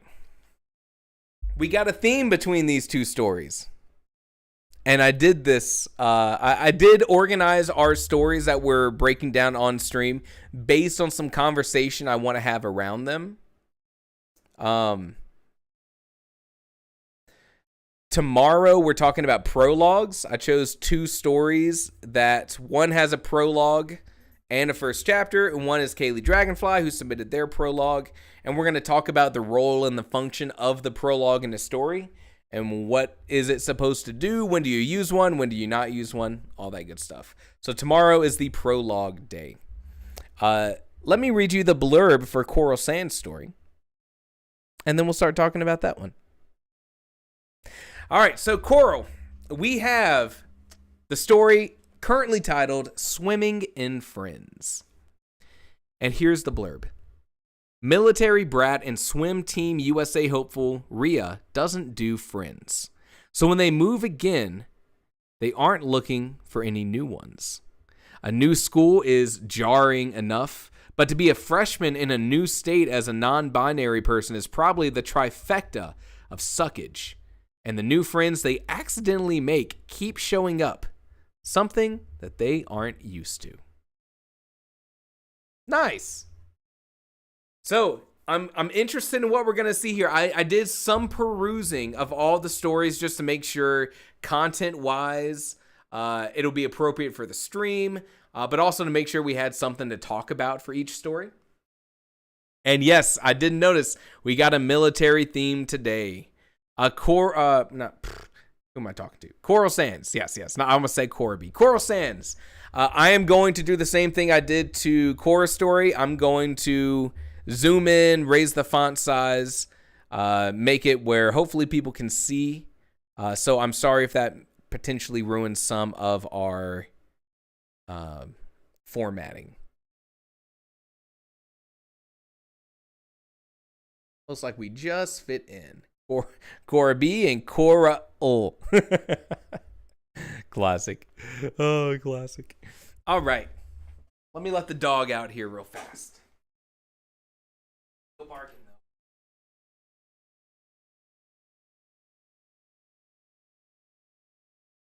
It's almost the dog's dinner time. They are concerned I'm still at the computer. All right, here we go. Swimming in Friends. And I also picked this story to talk about inciting incidents. So Coral, will keep that in mind as we read through this and revisit the discussion after, because I know yours has, I don't know if it's the inciting incident, but it does kick off everything that's going to happen in the story. Coral, you know the rules. Unfortunately, you can't answer any questions that might come up. You're just here to sort of see the conversation that happens with everyone as we read through the story, as we see what we like, what we have questions on, areas to improve, and then at the end, you can come in with any explanations or comments or questions or concerns that you got. So that's the plan. Stan. So this is Swimming in Friends, Chapter 1, The Secret. Is everyone able to read this, or do I need to bold this as well? Can you read, or is it too thin? That's a weird way to say it. I'm going to bold it. I can read fine, a bit hard, but it's okay. Let's bold this bad boy.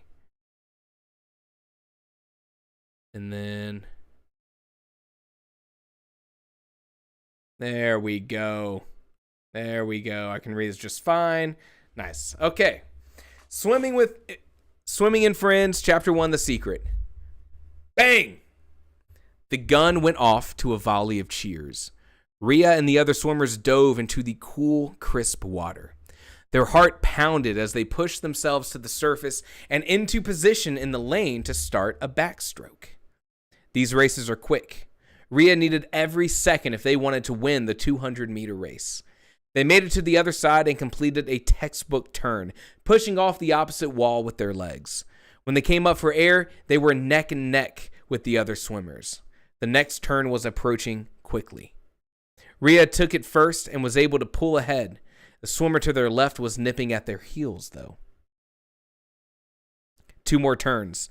Rhea's Achilles heel. They always slowed down, but not this time. This time, Rhea kicked harder. Their body pointed like a torpedo coming out of the next turn. 1 lap to go. The swimmer on the right pulled ahead. No! Rhea pushed their body harder, feeling the ache in their arms and legs. At the last turn, Rhea, pushed off the opposite wall as hard as they could and stayed underwater until their next breath. This was it. Few seconds left. They sliced through the water until their hands touched the wall and they popped up, gasping for air, and looked at the clock. 2:47. Rhea beat the record holder for their school. Rhea did it. They won. The crowds cheered. The swimmers beside them gave Rhea a nod as they gasped for air. Someone on their right slapped the water when they saw the results. Rhea's eyes skimmed the crowd, finding their parents standing and yelling Rhea's name with huge smiles. Rhea gave the thumbs up and lifted themselves out of the pool. Another glance around the audience confirmed it. None of their so-called friends showed up, though the only one he thought might show was Benny, but guess not. Jonathan's making a prediction. Dream. Now, I have read ahead on this part, but I'm going to go back and I want to talk about some decisions that could be made in this little action sequence here in order to make it Chicky. Hello. In order to make some conscious writing decisions that could be interesting and fun. All right. So we have a story starting off with action, right? So this means we get a peek into what's happening. But you have to remember, when a story starts with action, we aren't always fully invested in this yet. And so one of the things I would want to give feedback on here is I'd like to see it move a little bit quicker. And luckily, here's an easy way that we can do this. I have a video going out next week on action. And I would consider this to be action. When it comes to action, readers get invested when there's some sort of consequence, when there's context around the action, and action just happening on the page isn't always something that grabs our attention. In the case here, I know what's about to happen is that we're going through here and we are kind of landing in the thematic center of the story, which is kind of this sentence. Knowing what we know from the blurb is that friends and the presence of friends and maybe or maybe not giving up on friends is going to be a pretty common sort of thing in this story. So this is kind of our first inclusion of the thematic part of the story. Something I would like to see, Coral, in this paragraph here as the action is kind of coming to the conclusion is to have this part be a little shorter, a little punchier. I think there are things like we don't necessarily need to know that this is a 200-meter race. I think that there are some little bits here that can be kind of trimmed up. But what I want to see in this last paragraph is I want to see you use sentence length in order to increase the pacing. All right? And you know what I said about action, like, you know, you need context, consequences, etc. I know that's not necessarily the point of this, so I don't think you need to add any context or consequences here. But what I am saying with this, I'm sorry, I'm getting a little distracted because my dogs are barking upstairs a lot. Something that I think is kind of like a trick of the trade is using short sentences as action is coming to a conclusion to amp up the pacing. And you kind of do that here. This was it. Few seconds left. But these are kind of the thoughts in the head. I want to see the action also presented in these snappier sentences. I'd like to see longer sentences at the top of this paragraph, kind of zooming in to these really short, snappy things as we're getting to the end of the race, diving forward, putting the hand out, and then popping up, gasping for air. So I'd like to see you lean a little bit more into that. And I think that now turns this action sequence into you kind of flexing some of your writing skills to be like, yeah, this is what you're in for, you know? I'm going to take this moment and make some purposeful decisions that's going to end in this like really snappy writing. But like I said, you're already on the track with that. This is it. A few seconds left. Things like that. Jonathan says, I kind of feel like non-participation of close people might heighten the effect. Possibly. That's one you can kind of explore. Swimmer on the right pulled ahead. No. I like that. Aches in the arms and legs. Do you guys hear my dogs barking? No, it's just me. Oh my God, that's so hard. All right, let's keep going. So none of the friends showed up, especially Benny. Oh, dang, Benny. You can't trust Benny. I've been saying that for years. Rhea stood up, grabbed a towel from the bench, and waved again at the crowd. Their coach patted them on the arm, as did several of their teammates. Rhea said thanks as they passed each person and headed towards the locker room. People were laughing and chatting. Two boys play wrestled near the entrance of the locker rooms to the thrill of a swarm of girls cheering from the audience.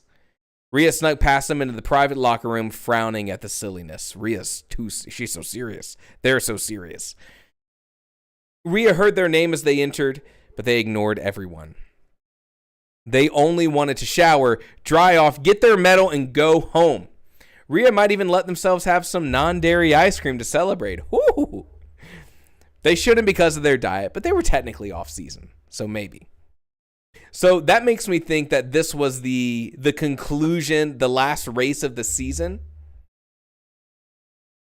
I think I'd like to see the coach and the team kind of celebrating that a little bit more. If this was maybe the championship, which it may have been mentioned earlier on.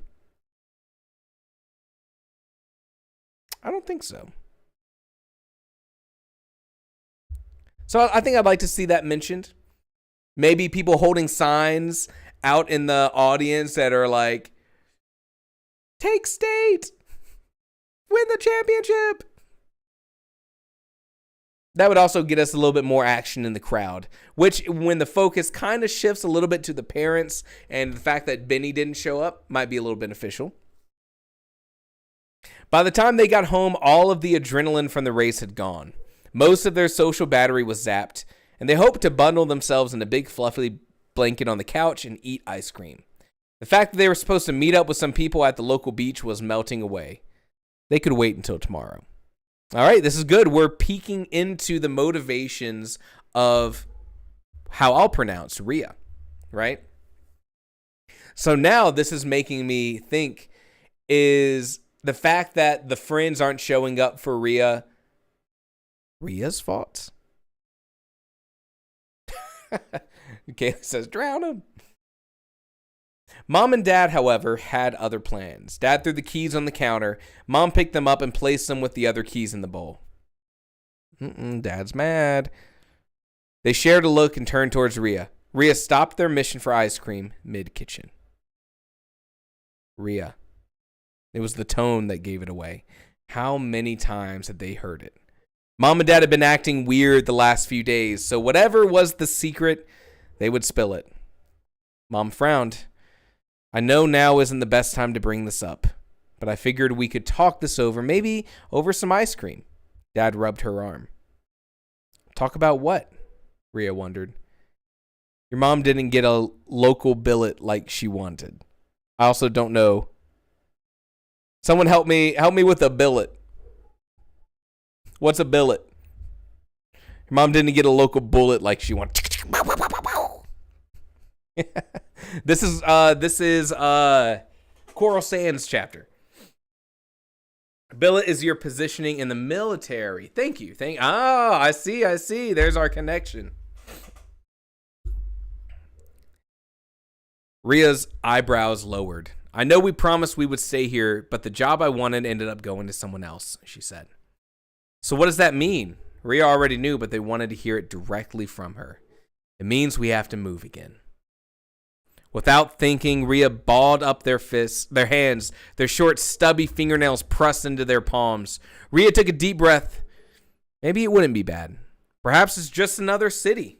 Rhea could do that. That wouldn't be as bad. Santa Barbara would suck, but they could make it work. Malibu could be fun. Heck, even Pismo Beach could be lovely. As long as it was in Cali, they could find a surf spot. Where are we headed?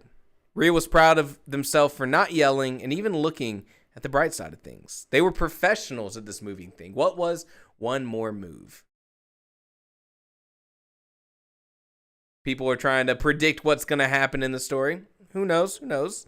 May not be that kind of story. That's the thing, Dad started. Just yank off the Band-Aid, Jackson, Mom said. Mobile. We're moving to Mobile. Mobile? Rhea racked their brain. They didn't remember a place named Mobile in California. Maybe it was a smaller town. Where's that? What beach is it nearby? Alabama, honey.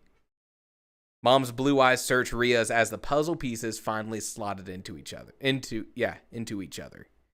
I think that phrasing could be a little bit better. The puzzle pieces finally clicked. Something like that. I found in my writing, words like each other tend to be a little trippy. Also, words like couple, which is something that I am always saying and then having to go back and remove. All these little words that have a little bit of ambiguity. Things, probably words we want to avoid unless they're in dialogue. No, Rhea shook their head. We can't go to Alabama. Rhea's mind whirled in disbelief. I'll get eaten alive there. Rhea looked at Mom and then Dad, looking for any hint that this was just some bad joke or something. I mean, do they even have pools there? Of course they do, Dad said. It's near the Gulf. I even did some Googling. You can go surfing in Mobile Bay at Alabama Point. Or there's a place called Dauphin Island that has some interesting surfing too. It's not like California surfing, but it'll be a new challenge for you. Dang, they really do have surfing in Alabama? Are you allowed to surf with a can of Zen in your pocket? Am I right? Am I right? +2s in the chat. What up? You're allowed to surf with Copenhagen? What up? We will probably be inland a bit, but we can drive you out there as often as possible. Mom added, I know this isn't going to be an easy change, but I want you to know I was thinking of you when we chose it. It was either this or being shipped overseas where you wouldn't even know their language. Chicky says, the only thing I know about Alabama is that they like redacted. Keep it redacted. Keep it redacted. What did they want Rhea to say? Thank you? Rhea threw up their hands and stormed out of the house. They heard, they'll come around, from Dad. That just pissed Rhea off more. I won't. They promised themselves huffing up a small hill to the entrance to Rhea's favorite local beach. It was hard to get accepted out here, to be one of the regulars so that they could get a spot in the lineup, but they weren't here to surf. I take out local here. I think in our case, we know it's local. Not again, Rhea thought as they entered the water and swam out to a deserted dock that was half broken and not connected to the shore anymore. It was a place where they could be alone and think. There, they could watch the surfers and beachgoers, but their mind was restless. Alla freaking Bama. It had to be a joke, a cruel, vicious one. Splashing nearby stole attention from the rhythmic ocean, not calming their tumultuous mind. I do think we switched locations too fast here. So I think, and you know what? They could live on the beach, but I think I'd like a little bit of a transition to go from being in the house to going out to the beach. And also, this would be a chance to showcase, what Rhea is about to lose. Now, right now, everyone who's like, oh, they're going to Alabama is going into this with the knowledge of, hey, we think Alabama sucks. And that's how we can relate to Rhea. No offense to any Alabamians in here. But what your chance to do here, and maybe you do it in your future chapters, Coral Sands, is to show us that local scene that we're about to lose, so that when we go to Alabama and we see how different it is, we know what Rhea's lost, right? Especially, I've been to Mobile a few times. I don't know what kind of California town we're in over here, but, talking about how walkable it is and like how nice the beach is and like, all of these kinds of things. And then when we flash over to Mobile in the next coming chapters, that gives you a chance to describe Mobile with the context for the reader that this is the new environment and here's why it's different. You guys, I love it. All the Alabama joke. You know what? Alabama's fine. The roads are rocky, but Alabama's fine. So that's one thing I would suggest, using this as sort of the chance to show us what's about to change. This is the idea of the opening image, I think, in introductions. The opening image really serves one specific purpose. It's your starting point in the story so that as the inciting incident happens, as loss happens, as change happens, we know where this character came from. We have that comparison. It also is there so that by the time we get to the end of the story, let's say we want to come back or we want to have some similar situation. I talk a lot about the idea of mirroring something from the beginning of a story with the ending of the story to showcase, like, in this similar situation, now how this character, has changed is a very powerful thing. Right?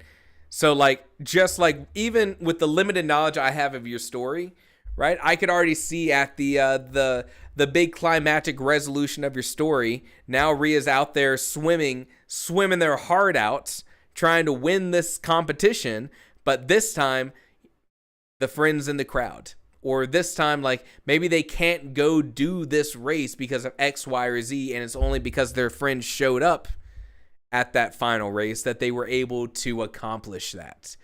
And that is the payoff moment for the opening image. So that opening image is only there for future payoffs. So take that however you want, however you might want to explore that. Young Legend says you can give a transition from the beach she's leaving to the one that they moved to as well. It can still be a fast transition, but show the California beach and the Dole scene to the lesser Alabama one. There you go. But I know, because I've read ahead, I know what's about to happen. Let's talk about this splashing that's stealing Rhea's attention. Ned or Ed or Ted. Rhea recognized the boy's face, but they were bad with names. Hey. The boy grinned as he lifted himself out of the water. Hey. Where were you earlier? You missed some great surf. Swim trials. Oh yeah? Cool. How'd you do? Rhea shrugged. I could have done better. That sucks. Maybe next time? Maybe. Rhea didn't want to talk about it. Is Benny out here? Freaking Benny. Rhea didn't say anything, but they were peeved.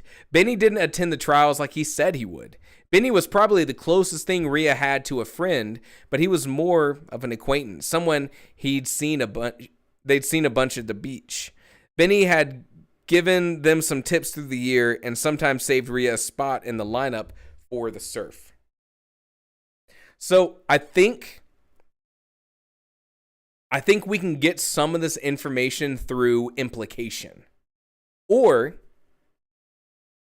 even better, through dialogue. Something I would consider doing here is expanding on some of this dialogue.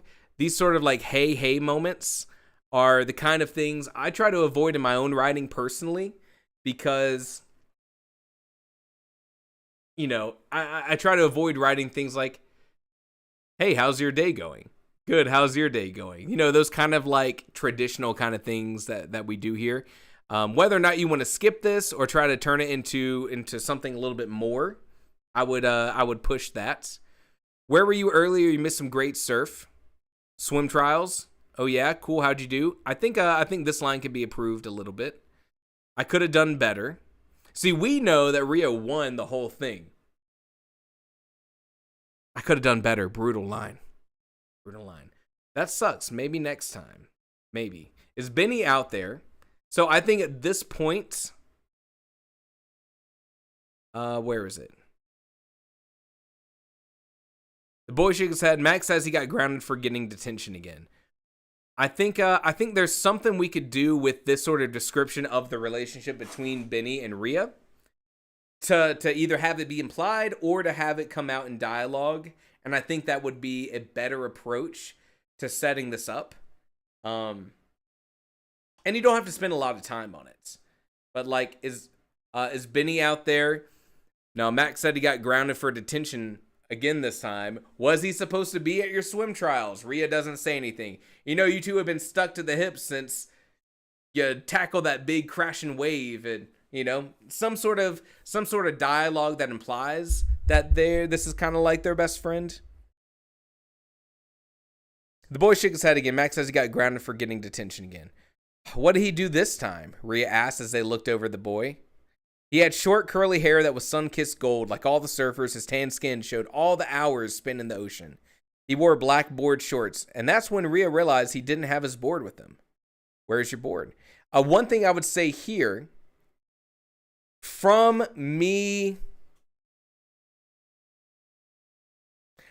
basic knowledge of the story, with the fact that I think Rhea is about to go travel to a new place, unless this character comes back, Ned or Ed or Ted, which is a hilarious way to reference to this person, I probably wouldn't worry so much about their physical description. We'll see. But that being said, you know, like, it's one thing to get the imagery, because we kind of are with the surf aesthetic and everything. But I also am speculating this character is not going to be around for a long part of the story, so I don't know how important the physical descriptions are. Where's your board? On the shore. Where's yours? Normally, you're out there with your board. He pointed to the surf dotted with the surfers, not sitting alone on the dock. I figured I'd come to make sure you were okay. Yeah, I'm fine. Rhea looked back at the surf. Well, I guess if you weren't, you could talk to me if you felt like it. Aw, that's nice. Part of Rhea wanted to spill it, but then what was the point? No one will even care when they leave. In fact, they will probably be happy to compete with one less surfer on the best waves, Rhea shrugged. Coral, I think this is a really good part of your writing. I think writing it in this way is giving us a peek into that psyche of your character. With knowing what we know about the book, now we know that they're kind of self-sabotaging, if I could speculate. And so I think this is a good way to keep like hinting at that thing. Very well done. Very well done. Love it. You can join us over on the beach if you feel up to it. No thanks, Rhea said. Suit yourself, the boy said, diving back into the water and splashing Rhea. Sitting there wasn't calming Rhea down. They felt so angry they could explode. Alabama. The word swirled around their head. They dove into the water to cool off, aiming for one of the do not swim past this sign buoys. What the? I think this has a little bit of an awkward phrasing. Phonetically, help me out. Buoys, right? Buoys? Do not swim past this sign, buoys. Yeah, this sentence feels a little awkward in the phrasing. Rhea felt the warmth of their muscles warming back up. When they reached the buoy, Rhea swam around it and headed back towards the dock. Back and forth, they did the circuit until they felt like their muscles were mush.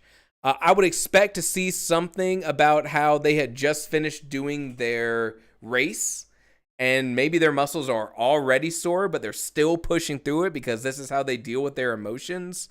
If we're still talking about the same day, I would imagine that they have been tired from that exertion before. Then they dragged themselves to the beach. Rhea nodded at Ned or Ed or Ted, love this, very funny, who nodded back. Rhea didn't have a towel, so they just walked home dripping wet. Whew, that sucks.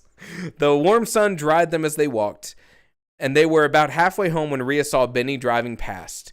Music blasting from his dark blue sedan. Someone hanging out the passenger side window, screaming. So much for being grounded, that jerk. This is why Rhea didn't do friends. They just ended up disappointing you. All right, here's one thing I've noticed. When Benny was driving past, that made me think, wait a minute, how old are these characters? Because, I don't know, like, thinking about it now, I don't think that there were any signs before about age. So now I have to imagine they're at least 16. I think I'd like to get some of that information before.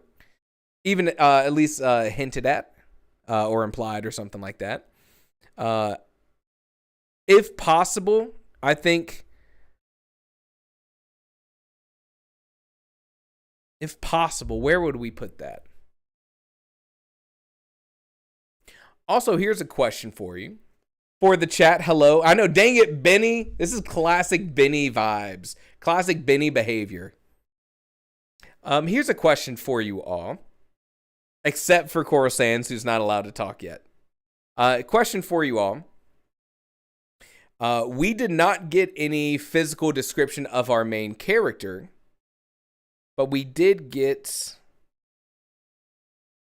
a little physical description of this kid who just kind of came up here. Do you think that the main character needs to be described?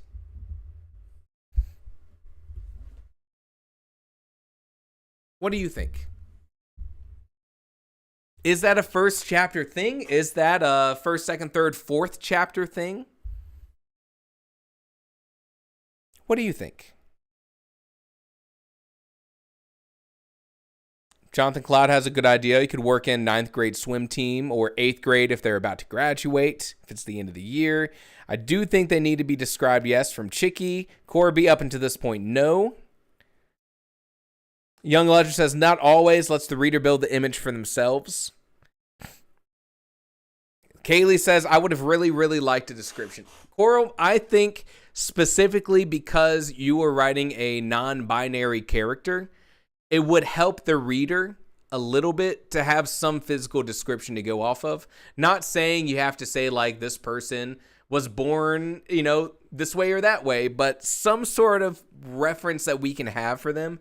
Because a lot of times that sort of pronoun of like a he or she carries a lot of descriptive weight without you having to describe it with certain qualities. So I think that would be beneficial here. And it can be as vague as hair color, height, something like that. But just give us a little bit to go on so we can kind of refine that Polaroid picture of the character. Corby, swimmers tend to be lean and muscular. Ferruccio says, I don't think they need to necessarily be described. It can kind of go both ways.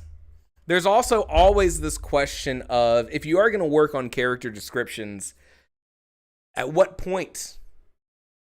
At what point is it too late? I know, like, if I'm like, if I'm 20% into a book, I don't then want a character description, That would be weird.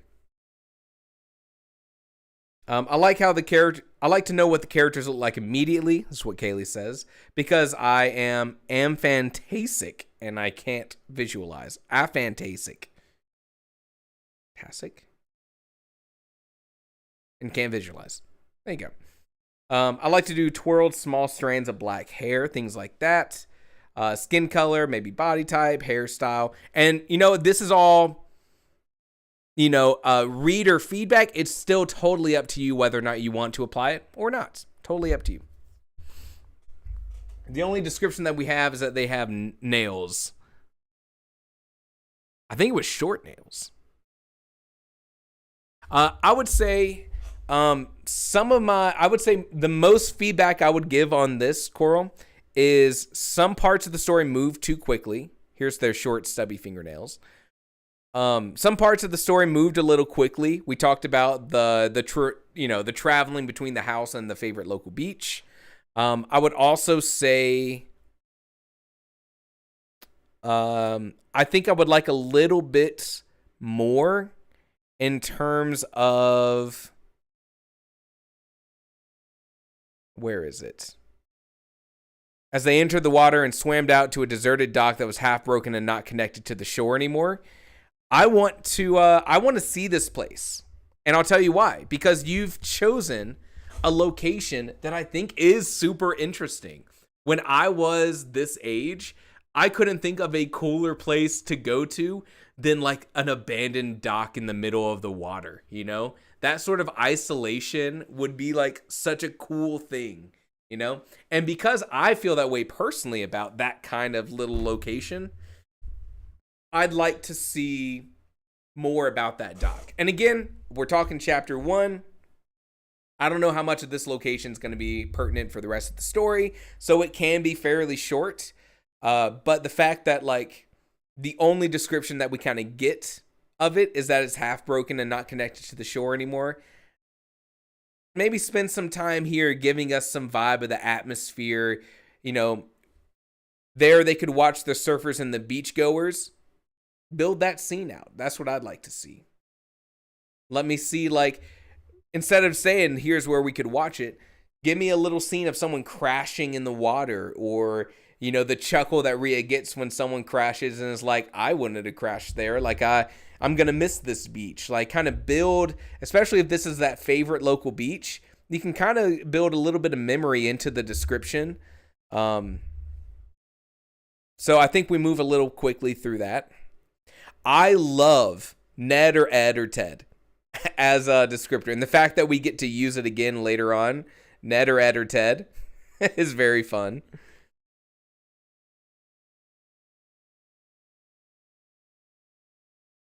Let's see, we talked about that. Max says he got grounded for getting detention again.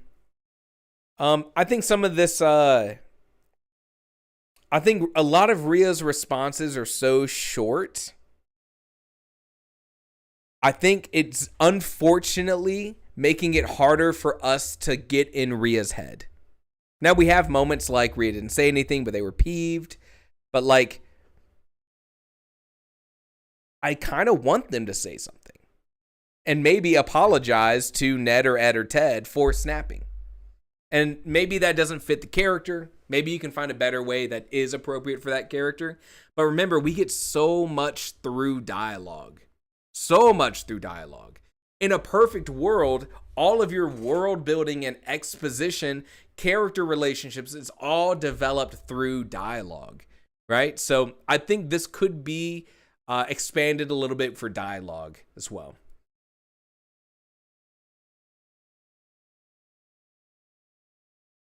I wish I could surf. I feel like I get a good indicator of Rhea's personality and possibly not seeing potential friends that are right in front of them. Great. Yeah, young legend, absolutely.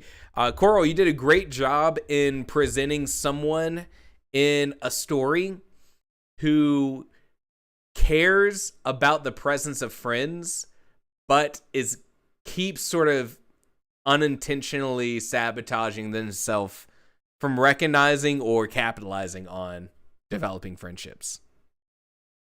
That's probably the number one thing I'd say you nailed here, is absolutely that. Let's see, is there anything else here?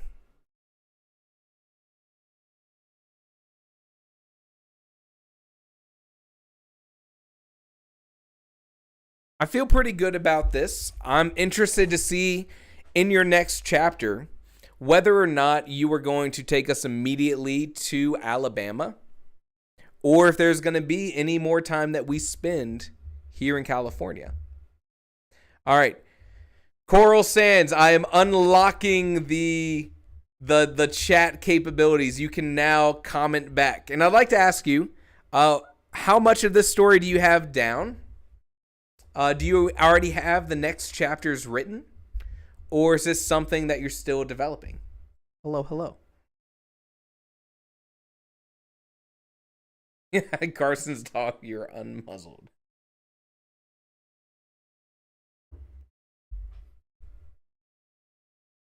Coral. Coral. Funny enough, next chapter is in a gas station. Oh my gosh. Do they suddenly go half bald? Comb over? Come across a bomb and also tens of thousands of dollars? And they need to ride to Phoenix to get away from Alabama? Oh my god, it's all coming together.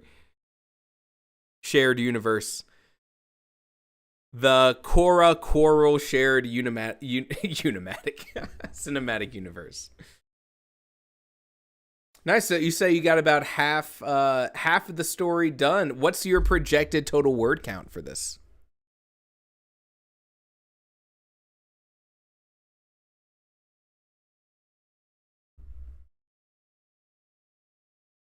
The Coral Bee universe. Nailed it. 65K. All right. Well, I think you have a great grasp on the character. That was one of the big things I took out of that, was your understanding of this kind of self-sabotaging kind of what would the right word be? Not maybe personality. I don't know. You kind of see what I'm saying. I'm interested to see where you take it next. How quickly do we get over to Alabama?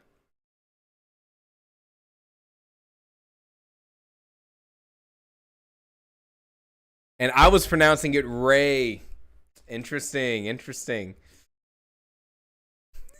No Rhea? No love for Rhea? Self-deprecating, insecure. Definitely. All right. We had Ray. I pronounced it Rhea. Someone else also had a guess on the pronunciation.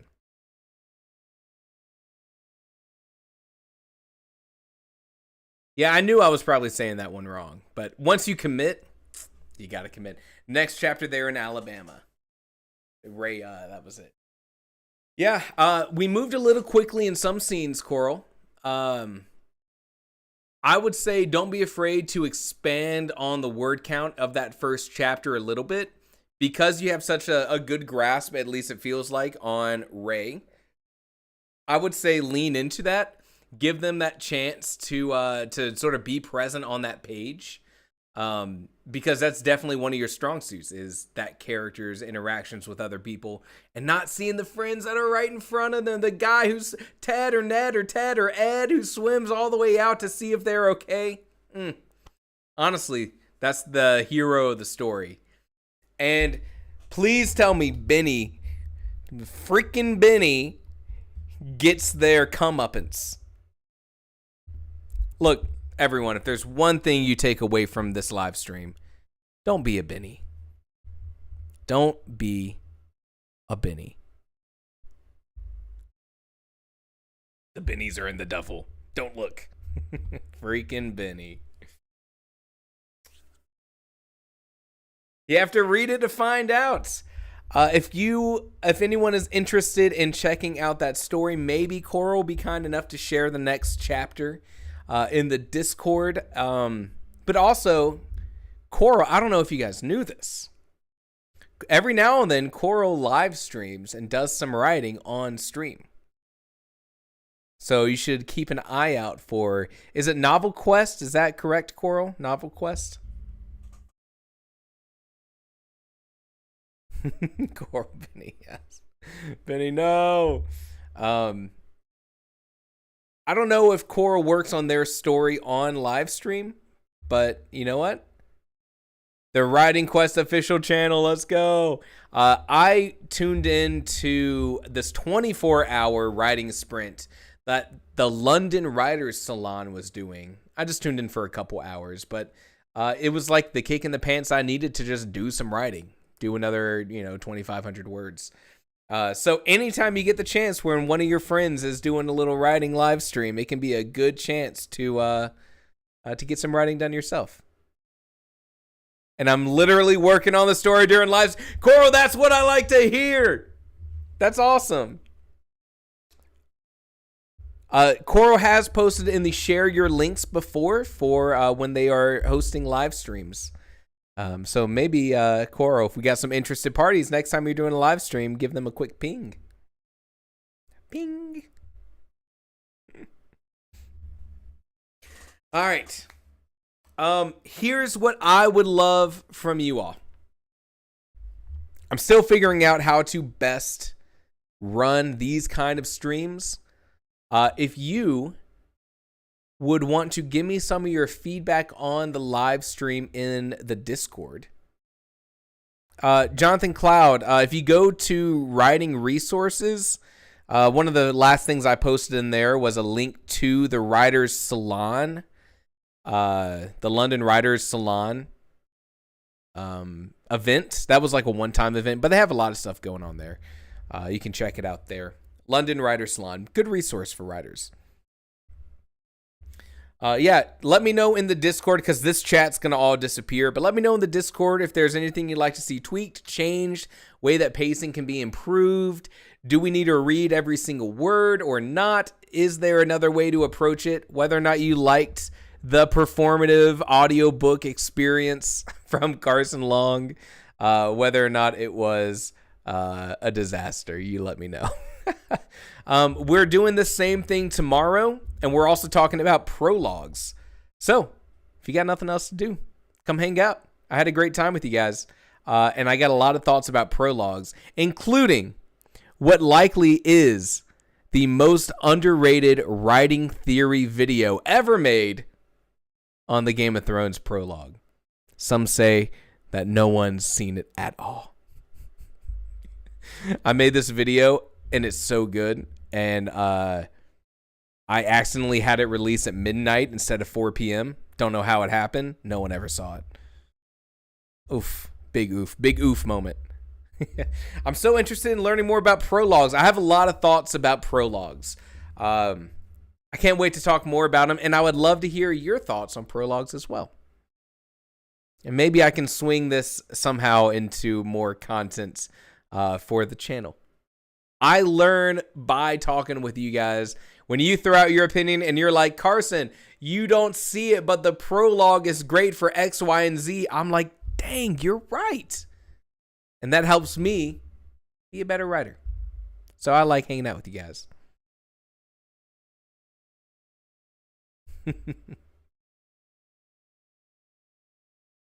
Got to get that like, comment, and subscribe plug. You know, the thing about these live streams that I advertise in the Discord, you guys are all subscribed. We get no new subscribers from this, but we have a damn good time. All right. Tomorrow we talk about prologues. I hope to see you there if you can make it. Of course, these live streams are always available after the fact. You can see the recording. Tomorrow we are looking at 2 more stories that both have prologues. Draco Cardos, if I'm pronouncing that correctly, from Helljumper himself, as well as the prologue for Kaylee Dragonfly's story. And while I know it's not called prologue, unfortunately I called it prologue. I think it's called Silicon Skies, something like that. Is that right? Let me know tomorrow, and I'll make sure to call it the right thing. Yeah, then we're talking about prologues. That's all we got. So I'll see you then. Have a great rest of the night. Thank you for tuning in. I had a great time. I'll see you tomorrow, and we're going to have an even better time. Skies of Silicon, or Silicon, because that's also a word I can't pronounce great. Kaylee Dragonfly, hope to see you tomorrow. Goodbye, everyone. Goodbye. Have fun. Goodbye.